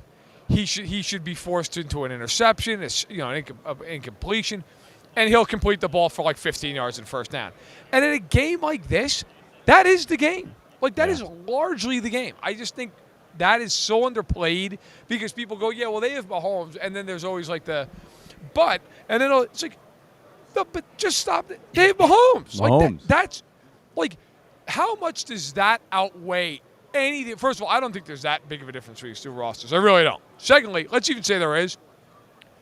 Mahomes drastically outweighs 90% of the differences, 95%, and the rest of the way goes to the coaching staff. I just think we're going to wake up on Monday and go, yeah, he threw for 350 and 3 touchdowns and had a QBR of 92. That was it. It's a game. Yeah, I'm with you. I think it comes down to Mahomes and the coaching staff. Trey Smith mentioned the preparedness they've already had. They've already had everything implemented before they even went down to Arizona. The field, the quiet confidence, if you will. I think this just shows the team and Andy Reid, they know what they're doing. They're not going to be overwhelmed. They're not panicking right now. They're not saying, oh, bleep, we're in a Super Bowl. It's, guys, we're back at the Super Bowl. We're going to take care of business. But you're right. It does come down to Mahomes over Jalen Hurts. Jalen Hurts had a fantastic season, but what is he going to be like after that shoulder injury? From what we've seen, not good. Are you still worried how worried are you about Mahomes' ankle? It's not 100%. I don't think we'll see as many scrambles. I still don't think we're going to see a ton of scrambles, but he's good enough to get it done. He had 1 left in the tank against the Bengals. I think he'll have a few more up his sleeve, maybe especially in the second half. First half, we'll probably see him be, I don't want to say timid. I think timid is the wrong word to use, but more careful when it comes to when is he going to use his legs to pick up a first down, especially if he does not have to. You don't want to tweak something in the first half and then it bothers you the rest of the game. I think he'll save some of those theatrics for the second half. Who is your sort of under-the-radar key player coming into this game for the Chiefs? Nick Bolton, Willie Gay Jr., and here's why. It's going to come down to the red zone. If you want to look up the rushing numbers between the Eagles and the Chiefs, it's a very fun task to have, okay? The Eagles average 4.7 yards per carry. What did the Chiefs average? You got it right, 4.7 as well, okay? So it's not like this Eagles team is just drastically better on the ground. They just run the ball more, and the reason why they've been so highly touted on the ground, they are very successful in the red zone. They have 32 touchdowns on the ground, which is 8 more than the second-place team, the Cowboys, in the NFL. So for me, what I'm saying is Nick Bolton, Willie Gay Jr., they have to step up in the red zone. They have to step up on the whole field, obviously, but especially in the red zone. Stop Miles Sanders, stop Kenneth Gainwell, Boston Scott, and Jalen Hurts. That's what it comes down to. Verderame, you talked to Josh Jacobs earlier, right, from the Raiders, and he said that the Chiefs linebackers, what were the underrated? Yeah, he said they're very underrated. He said that he feels. He also said we'll post this later on Sacked and Boxing Hour Addict. He was not happy with the Chiefs huddle. He didn't like that? Was not pleased. Yeah. But was very complimentary of the Chiefs overall and said, listen, they're the standard. It's fun playing them because they're a great team. And he was a great interview, and he said that I think defensively they're so much different than they were earlier in the year. He's like he's like it's a totally different defense, and he mentioned specifically the linebackers and said they're a really underrated group and going into this game. Sterling, do you think that the fact that this defense had a lot of young players and has been getting better throughout the course of the season, do you think some of the national analysts are missing on just how good the Chiefs defense has gotten over the latter half of the year? 100%. 100%. It feels like the national media and the storylines have still been, it's the offense, but the defense is still holding them back. Obviously, the offense is more impactful, but the defense is no slouch. The defense has come up big multiple times. They were the ones that slowed down and stopped Joe Burrow and the Bengals offense late in that game, right? They're the ones that came up with some big stops. That's without, by the way, L'Jarius Sneed, who L'Jarius Sneed is going to be back. They had to trust a rookie Joshua Williams, a rookie Jalen Watson, a rookie Trent McDuffie, and what happened? They locked down the best receiving core in the NFL. How worried are you about Jalen Hurts and his ability to run the ball? The Chiefs didn't take on a ton of running quarterbacks this year. Obviously, they didn't get to play Lamar. They did take on Kyler Murray right here where they started the season. He can run a little bit. There was the game against Malik Willis. Do you think that the Chiefs might be a little bit unprepared for what Jalen Hurts brings to the table with his legs? I don't think unprepared, but I'm intrigued to see what Spagnuolo does. If he uses a spy or if he says, we're not going to use a spy until Jalen Hurts decides to take off time and time again and is crushing us, right? If that doesn't happen, there's no reason to use a spy and take a integral part of your defense away. Whether that is Willie Gay Jr. or Nick Bolton, whoever you use, maybe it's Brian Cook. Maybe they want some more speed. But I don't think they use a spy until they absolutely need to. Verderame and I have been talking, and Verderame thinks that Spagnuolo is just going to come for him. I do. I think they're going to be very aggressive. I think they're going to say, look, you're not overwhelming us up front. We're going to take away the run. We're going to play bump and run the outside, 2 high safety over the top, beat me on contested throws underneath and in intermediate spots. I would agree. I like the game plan behind that, especially if you're very physical with your corners at the line of scrimmage with again, Joshua Williams being a bigger guy, L'Jarius Sneed being a slightly bigger guy at corner, McDuffie not, but obviously being a veteran in only his rookie season. It's incredible. The one spot I would say I'm worried about is if they get the ball out quick, can the linebackers keep up in coverage? Obviously, they have A.J. Brown, Devontae Smith, but Dallas Goedert over the middle is a very talented tight end. They do a ton of RPOs. It's going to be intriguing. You got to be honest. You can't just always come down because it's going to make you think because of the influence of the RPO. Yeah, I think probably Steve Spagnuolo, if Dallas Goedert puts up a bunch of numbers, he's going to live with that, right? He wants to take away A.J. Brown. He wants to take away that run. Somebody's going to eat. Might as well be Dallas Goedert, right? Sometimes you have to almost go into a game saying, this guy's got to have some numbers. That's okay for us. For an example, Bill Belichick was the defensive coordinator, Super Bowl 25, Giants and Bills. Bills were a touchdown favorite in the game. They had scored 44 and 51 points in the 2 playoff games going into that Super Bowl. the Giants are playing with a backup quarterback and a defense that, outside of Lawrence Taylor, did not have anybody of Hall of Fame caliber on it. Bill Belichick said to them, to win this game, Thurman Thomas must rush for 100 yards. And to hear Giants defensive players tell it, they were pissed. Like, why? No, we're not going to play that way. So you have to trust me. We're going to play 7 DBs the entire game, and we're going to punish them after they catch these passes. They held the Bills to 19 points. I mean, it was a brilliant scheme. It was, and by the way, it's so brilliant, that game plan is in the Pro Football Hall of Fame. Like, if you're Spagnuolo, you might say in this game, guys, if Dallas Goedert has 100 yards, that's fine. Because we're going to limit the outside receivers. We're going to take away the run. And if Goddard has 100 and the other 2 guys on the outside combined for 100, we're fine. Yeah. It doesn't matter. Like, I think if you're the Chiefs, by the way, what I would do with Goddard, I'd put Justin Reed on him. I would put Reed on him one-on-one, and I'd have Cook and Thornhill up high, and I'd play it that way. I am fine with that. It's a safety in the box. At least you're not putting a corner on him. It's a better tackler, bigger guy. I think that's the way I'd go if I was Spags. Sterling, we've got Tony Richardson coming up pretty soon, so I wanted to hear from you before, this may be the last time we talk to you this week live. Who you got, man? What's your final score prediction? Oh, man, Chiefs 31-30. Close game. I think it's going to be a nail-biter, but the Chiefs are going to come out ahead in this one, 31-30.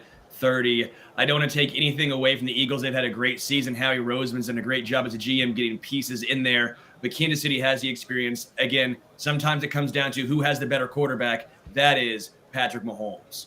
Where are you going to be watching the game? What's the plan? Oh, my crib, baby. I got pregame, halftime, postgame show. Sterling Holmes, everybody, our co-host for the Arrowhead Addict podcast, best mustache in Kansas City, and evidently some of the fans, they've got mom crushes on him. Hey, it's good to be loved. Yeah, right? I think some of the guys, they got football crushes on you. I'm not sure what kind of crush that they got on me out there. By the way, I know this is completely off topic, but the NBA, it's fast and furious right now. James Weissman, a former number 2 overall pick, traded to the Pistons for Sadiq Bey, and then the Warriors are getting 5 second-round picks for Bey from Atlanta. So essentially, the Warriors traded Wiseman for 5 second-round picks.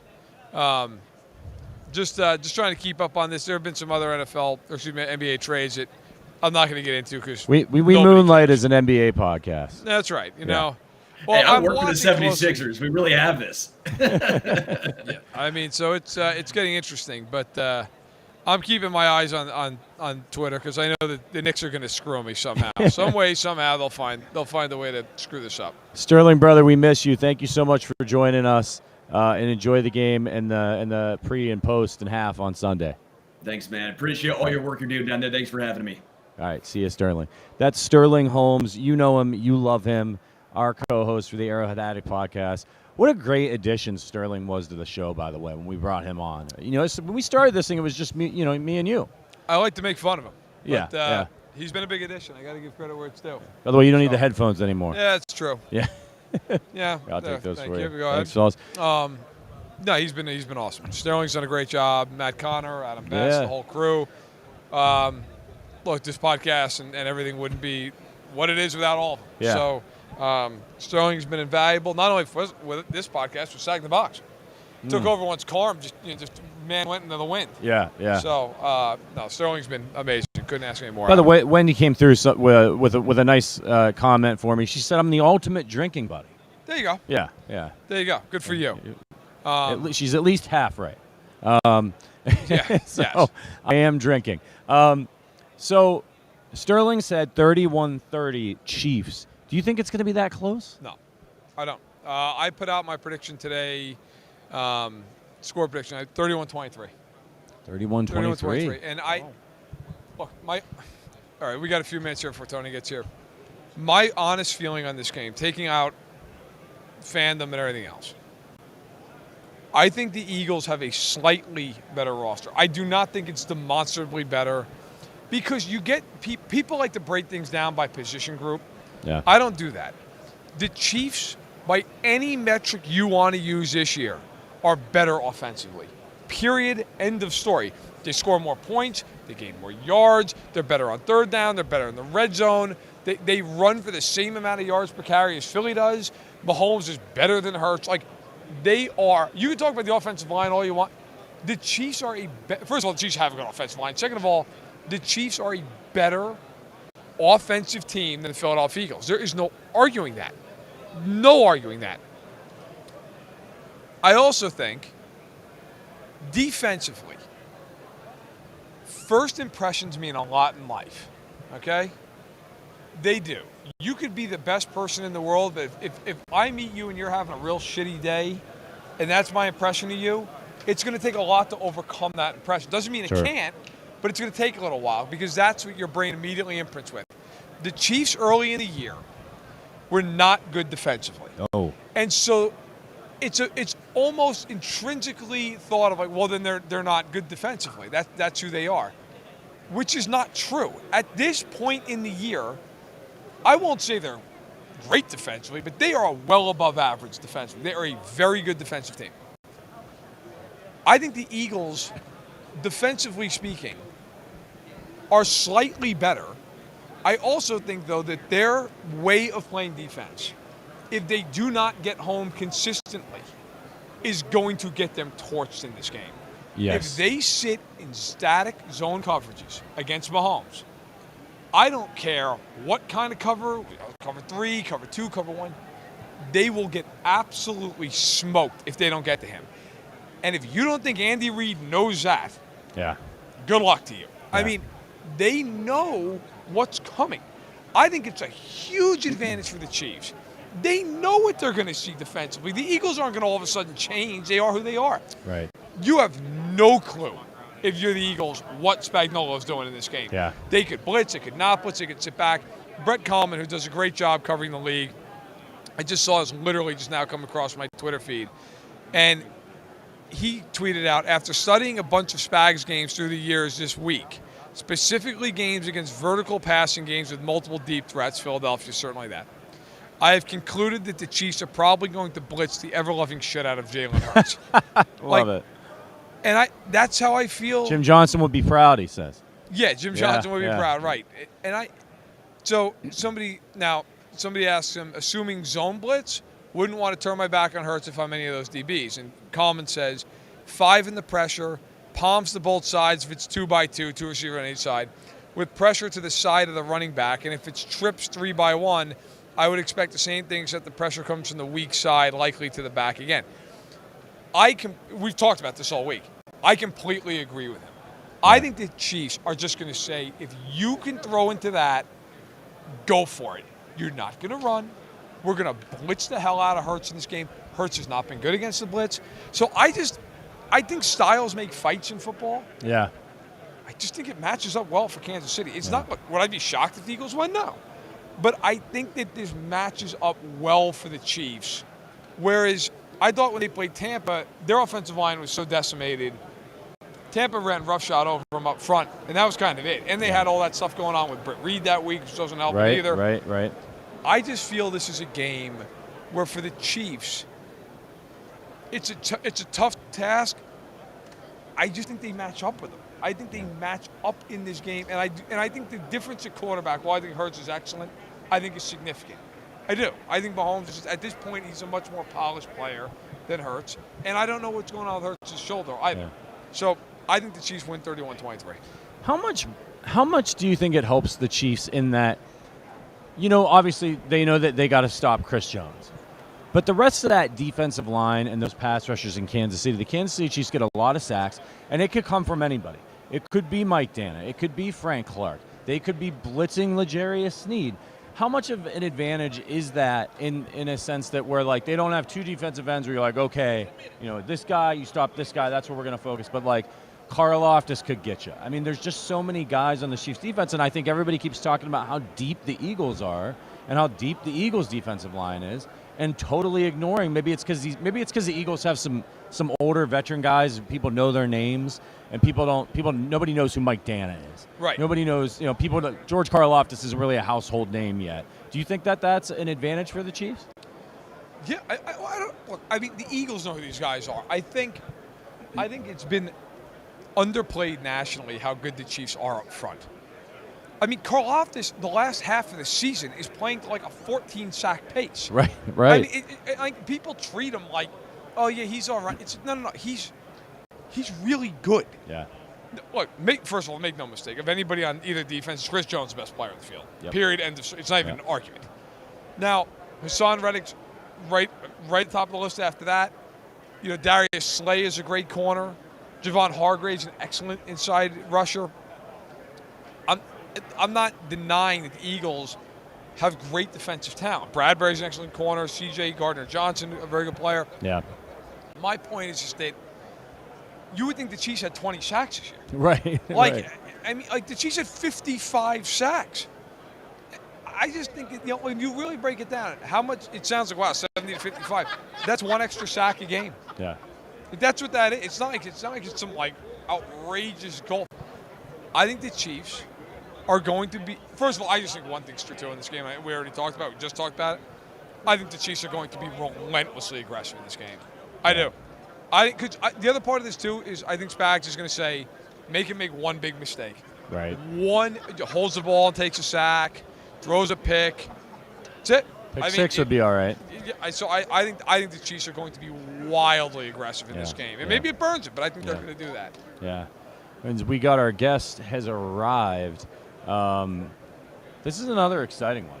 Oh yeah. I mean, for growing up in the '90s and getting to see this guy play ball, I'm really, really excited to in just a second here welcome Tony Richardson, who's and you mentioned Gardner Johnson, who our colleague, Special Olympics athlete, Malcolm thinks is going to be a big key player in this game as well. Yeah. Tony Richardson, who's about to join us, is also really active for the Special Olympics in Kansas City. Yes. He partners with them over there. I think he's involved in the punt, pass, and kick operation out there, which is pretty cool. And if you look, as we wait for him to sit down, he won the Alan Page Award for the NFLPA. That's right. Yeah, I mean, he's one of the big time guys. philanthropist. He's involved in everything. 3-time Pro Bowler. Yeah. 2-time second-team All-Pro, all-decade team. He did okay. He did all right. It worked out. Did all right for himself. And he's getting situated here. Really excited. 16 years in the NFL as a fullback. Yeah, I mean, it's no joke. Don't see too many of those 11 anymore. in Kansas City. Not bad. Not bad at all. Yeah. I believe he's in Ring of Honor, correct? He's got to be. Yeah. I should know that. If he's not, we got to make a phone call. Yeah, seriously. Yeah, just getting mic'd up over here. If you've got any questions, fire them in the chat. We might be able to get one off for you. All right. Hey, Welcome in, Tony. How you doing? Doing well. How Thanks are for you? joining us. Thanks for having me. What's going on? Nothing too much. When'd you get into town? Yeah, yesterday. Feels like I've been here for about a week, but it's been one day. Yeah. So you're working with the Special Olympics? Yes, We're I am. partnered here officially with them this week. Definitely. It's a great cause. Why are you partnering with them? What are you doing? Well, Special Olympics has always been near and dear to my heart. When I was in Kansas City, I used to host the punt, pass, and kick for Special Olympics.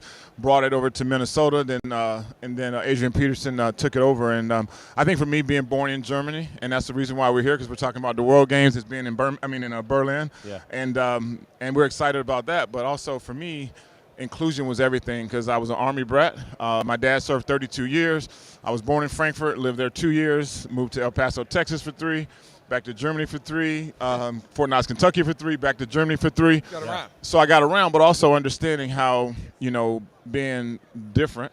Because when I finally came to Alabama, you got African-American kids speaking German, listening to AC/DC and Metallica, so I didn't quite fit in.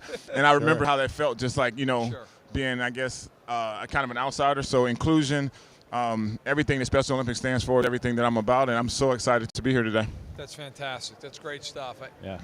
My first question I got to ask you played 16 years. 17. Don't cheat my pension. Had 1 year with the Dallas Cowboys. Yeah. Oh, that's yeah. right. That's right. Of course. So it counts against the pension. So I'm 17 we'll years. Go by the pension. 17 years. Yep. How the hell did you play 17 years in the NFL as a fullback? Probably a little craziness, but yeah, I was just with my buddy Max Strong, and he's a dear buddy of mine. We all work together. Actually, there's a lot of NFL former players and NFL legends, and we're here on behalf of the NFL working. But it's one of those things that I think for me, since I started so late, I started growing up playing soccer. Obviously, in Germany, there was no American football, so I think by the time I started playing American football in my 10th grade, it was new to me. So every single day it was an opportunity. And so my first year, I was excited. My 17th year, I still had that hunger and that desire. And I think having a military background, I never knew about giving up or quitting or always putting your best foot forward. And I was fortunate to not get injured. I don't know if this is wood, but I didn't have too many injuries, so that helped a lot. I wanted to ask you, it's such a great career in Kansas City, but I wanted to ask you about one particular date, and that's December 17th, 2000. You remember that day? Denver Broncos. Denver Broncos. On my birthday. That's the day. So it was on my birthday. So you spent a lot of your career blocking for a lot of other backs. How much fun was it that day? You rushed for 156 yards and a touchdown on 23 carries. How much fun was it to be the guy that day and to have such incredible success? Well, number one thing is it was my birthday, so it's memorable. But for me, my brother was in the stands. My sister served 28 years military, so she was back. She was in the stands, and my brother was in the stands. And so I was able to give my brother, who really, outside of my dad, has probably been – I have 4 brothers and 2 sisters, but outside of my dad has probably been the most influential person in my life. And to be able to give him the game ball that, because for, rushing for 156 yards is great. But the biggest thing is we won the game, and I was able to share with my family. And also, it's just a credit to your offensive lineman. So being a fullback, we don't ever want to hear our name calls. One, we got the quarterback hit or we missed the block. But that particular day was great, like I said, because I shared it with my family, and it was on my birthday. Were the other, as a fullback, you're basically like an honorary offensive lineman. Definitely. Were the guys jacked up for you that day to block for you when you were getting that really cool opportunity? I kind of think so because, and I used to make the offensive lineman really mad because I knew the offensive line calls, and I'd call out something, and, from Casey Wigman to Nick Mango, they were like, T-Rich, shut up. And so I think they had fun with the fact that that we were having success. But like I said, the biggest thing is understanding that, the Broncos and the Chiefs have a big rivalry. The Raiders and the Chiefs have a big rivalry. And so the fact that we were able to win the game, it was probably most important. And, but they give you a hard time because if an offensive lineman catch a touchdown pass, the offensive lineman, they get razzed. So they were like, my lineman gave me a hard time the rest of that season. That's great. They called me a pretty boy, and I'm like, nowhere near a pretty boy. Yeah. You blocked for a lot of great running backs. Yep. Of all the guys, is there a guy you liked blocking for the most, maybe because of his style or the way you allowed you to set up blocks? I would probably say there's 2 guys, and great question. Number one was Priest Holmes. And when Priest came, I was actually the starting tailback, and Coach Ramil said, we need to find a way to put both you guys on the field. And so I moved back to fullback. Priest was the tailback, and we spent so much time together, obviously on the field, but off the field. He'd come over to my house like every Thursday. I would have running back night, and we would study film. But he really, we taught each other, but he really taught me, what he was thinking from a tailback's perspective is what the offensive lineman, what the fullback, what everyone was doing. And so we were in a game. It was like poetry in motion because I knew what he was thinking. He knew what I was thinking.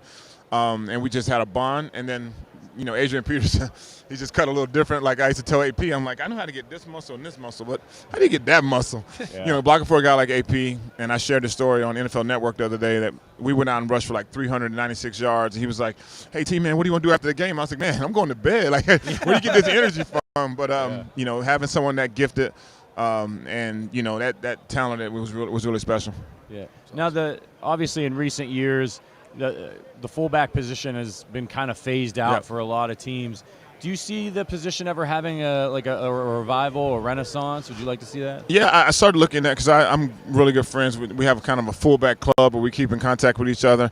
Huschek is, I think, the guy who's moving the needle right now, and he does so many great things from out of the backfield, from blocking, catching the ball, route running, all those kind of things. Ricard in Baltimore, he's a monster, and obviously he's getting his due. Yeah. But, the thing about it now, working for NFL Legends, we get a chance to mentor. So I got a chance, me and Mike Rucker were mentors for the Senior Bowl last week, and then we'll go to Combine. And so at the Combine, I get a chance to meet all the young running backs, all the young fullbacks. And one young man who I really took under my wing is Alec Ingold. So he started with the Raiders, and now he's with the Dolphins, and he's laying the wood. So there's a few guys out there that's still doing it, and I think teams are starting to understand. I mean, we're in a passing league, and the more points you score, the higher the ratings. And so I know where we're at in that regard. But I think teams start to understand that the running game is still important as well. What was it like, playing for that team where, especially I'll say the 03 team, where that offensive line is ridiculous. Yeah. You have 2 guys in the Hall of Fame. You could easily have another one in Waters. Yep. Yourself, Jason Dunn. It was the offensive lineman. Like another offensive lineman, no right? doubt. You Yeah. got to know Jason a little bit. Yeah. Was it almost just enjoyable to step out and go, we're going to kick somebody up and down the field? Well, that's one of the great blocking units of all time. You're a part of it. And that was the mentality. Like I can't remember what year it was, and some team was kind of talking trash in the preseason, and Coach Ramil said we're going to run the D ball every single play. We ran a rush for 8 rushing touchdowns. That's like taking someone's esophagus and their heart and just ripping it out their chest. So Derek Blaylock had 4 touchdowns. Atlanta. Yep. And I didn't want to because you know who the head coach was. But you think about that, and it's like that kills the will. And any team will tell you, when a team is running the ball and you can't stop them, it's demoralizing. And that's just how we went into the game. It's like you have Jason Dunn out there just mauling people. Willie Rofe can barely walk, but he can run. And then, with Brian Waters and Casey Wigman and, like you said, we had some monsters. We had some dogs on the offensive line. And so it was great to go to work just because, they made my job so easy because they just dominated the 3 technique. Yeah. He was back there playing safety, and then I just had to deal with one guy, and Priest was going to make that guy miss, and so it was pretty special. Do you think that was one of the best offensive lines of all time? It was up there. It was definitely up there. I was fortunate, obviously. I've been very fortunate to have some good offensive linemen. Yeah. Even when I went to Minnesota, you got Steve Hutchinson, who's obviously a Hall of Famer. And then get to the Jets, and I got Faneca, I got Damian Woody, 2-time Super Bowl champ. I got Nick Mangle, so DeBrickashaw Ferguson. So I've had some. And then you go back to Dallas, Nate Newton, 2-A, Eric Allen. Not Eric Allen. Larry Allen. And you think about those offensive linemen. So you're not gonna get me in trouble because if I say they were the best, and then somebody else is gonna be trying to razz me, so I'm gonna stay away from that. I hear you on that one. It's interesting, when you played, there were a lot of great fullbacks. Yeah. Whether you're talking about yourself, or Lorenzo Neal, or you want to talk about Mike Allstott, who was a different guy. He was run the ball. No doubt. Was there a guy when you played, you were like, and that guy, of all of us, that's the guy who is the standard right now? Yeah, I think for a lot of us, it was Larry Centers, and it wasn't necessarily, obviously we're in Arizona. Yeah, I think one year he had like 120 catches, which is unheard of. But I look at the old school guys. I look at the Keith Byers. We used to call him Tippy because it always looked like he was running on his toes. But then you're talking about just thumpers. Lorenzo Neal, Max Strong, Sam Gash. Like those guys, like they used to break people's face masks. And so, it's just one of those things that the game obviously has changed. But, I always like to go back and look at some of the guy that we never talk about because Jim Brown is obviously regarded as a fullback. We always got to hang our hat on Jim Brown, the legend. You played in the AFC West. Yep. You talked about the Broncos and that rivalry. When you guys were in the locker room during your period in Kansas City, who did you hate the most? Oh, yeah, no doubt it was the Raiders all day long. It was just that rivalry because it was like, you don't get me in trouble. We used to call the Raiders front runners. Every guy that ran a 4-1, 4-2, they were going to go to the Raiders. Yeah. But then when you get down to the nuts and bolts of the game, they were going to lay it down. They were going to make some kind of stupid penalty. They were going to do something to cost them a game. Yeah. The Raiders was just like, I was sharing this story, and that's just, it's not X-rated, but I can share it. We were like in Oakland. They're shaking our buses, and I'm listening to gospel music before the game, and I see this sweet little old lady. She's probably 2 feet to the grave. She's like 103 or whatever. And I was like, oh, look at that nice old lady. Yeah. And on the bus, she was like, shot me the bird. I'm like, lady, you might not live past this game. And you're last minute, you shooting birds? I'm like, what are we doing? But that's the Raiders rivalry. Like, that's the only place I ever feared if something broke out that I'd fear for my life. Because those fans are, that black hole was real. Like, that was one of those things you like, we better be a little careful because they might get you. Didn't Marty say that a lot, that just wait for the Raiders to screw it up? They were, yeah. We made Raider Week. Everywhere you went, like you go in the cafeteria, it says Raider Week. In front of your locker, there's posters all over the place. You go to the urinal, it's Raider Week. Yeah. Raider Week, when Marty would just show like the old films of the Chiefs Raiders and just kind of like the battles and like guys getting their face masks ripped off and blood everywhere. Yeah. And we would get so hyped for that game. And I think I think I only lost, and sadly enough, we let Rich Gannon go to the Raiders, and that was the only time I think we've ever lost when Rich Gannon was with the he's a dear friend of mine, but I didn't like to see him in that black and silver. Yeah. I got to ask you about Marty. He was a guy who was your coach for many years in for Kansas sure. City before he went on, and Gunther Cunningham took over, and he recently passed away. Yeah. What was he like? Unfortunately, both of them passed away. I know. God rest their soul. Yeah. What was it like having Marty as a head coach? Yeah. I mean, running style of head coach. Certainly, you get your opportunities. Yeah. What kind of man was he, and do you have any stories that stick out in your mind about him? Yeah, Marty reminded me a lot of my dad, and he was of German descent. Obviously, we're talking about Special Olympics and having the World Games in Berlin, but it was one of those things like the way my dad raised us, it was extremely strict. But as long as you did what you were supposed to do, there was no problems. And that was the thing I loved about Marty. There was no gray area. If he said, this is what I need you to do to make the team, special teams and short yards and fullback, short yards and goal line, I did it. And so he was the one who really gave me my opportunity. And it was a crowded backfield because the Chiefs had just drafted Donnell Bennett out of Miami in the second round. We had Greg Hill. We had Marcus Allen. Kimball Andrews, Pro Bowler, who was my man. So we had a loaded backfield, and we kind of had to find our roles. And the fact that Marty kept everything on the table, he was one of, just the fact that he's not here no more, but I still had a piece of him because Brian Schottenheimer was my coordinator, his son, who I used to go watch play. And I'm like, you can't tell me what to do, Schotty. I'm older than you. But yeah, it was, I'm still really close to the family, and, I miss Marty every day. Well, before you go, tell us a little bit more about Special Olympics, what's going on in Germany for folks at home who might not know. Yes, we're so excited. The World Games are back. We have athletes from 190 countries, and it's in Berlin. So I got to start working on my German again. At one time I was fluent, so I think I'm going to hire a German tutor and just get back to my roots. But I'm looking forward to it. And like I said, Special Olympics is all about inclusion, opportunity. And that's the thing. When I used to host the punt, pass, and kick in Special Olympics, initially, like, some of the guys would come out and they would be like, my teammates would be nervous because we'd do it right after practice. Yeah. And then about 10 minutes in, the kids are having a blast and the adults are having a blast. But then they see my teammates, like, just have so much fun out there and understand, like, it's all about inclusion and never try to judge someone, because I hate using the word disabilities.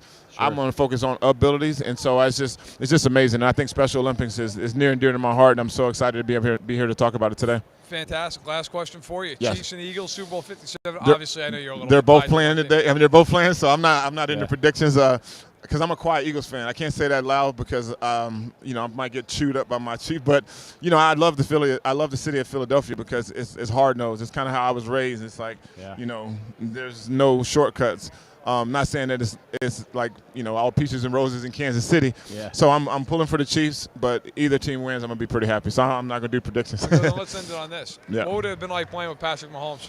I don't know if I'd touch the field because I can't play tight end and run a route. Yeah, that's true. They're running these RPOs. So it would have been an easy job. Yeah. Well, I wouldn't have made the roster. No, I don't know. It's it's amazing what a quarterback can do. I mean, you look at the Jets, and it's like that's the position that they're missing right now as a quarterback. Yep. And think about the number of AFC Championship games that they've been in since Patrick Mahomes. Yeah. And so it's something said to have a great quarterback, and I'm so happy for the Chiefs kingdom because having a young man who really took a 10-year deal to be able to make sure that all the other guys can get paid, and he'll get his money when he gets his money. But I'm so excited that to have Patrick Mahomes. So I will say this, and Patrick Mahomes will be the MVP.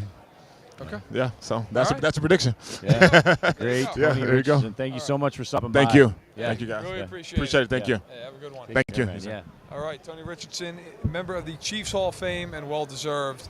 As we are wrapping up here on the stream. We've been Can you believe? Do you want to go for another hour? Let's go for another hour. We've been on since 9 a.m. We'll go for another hour at the bar. The bar's an entirely different story. Okay, let's not roll that out. Yeah. That was it. Hey, thanks a lot. Thanks so much. Appreciate you, Tony.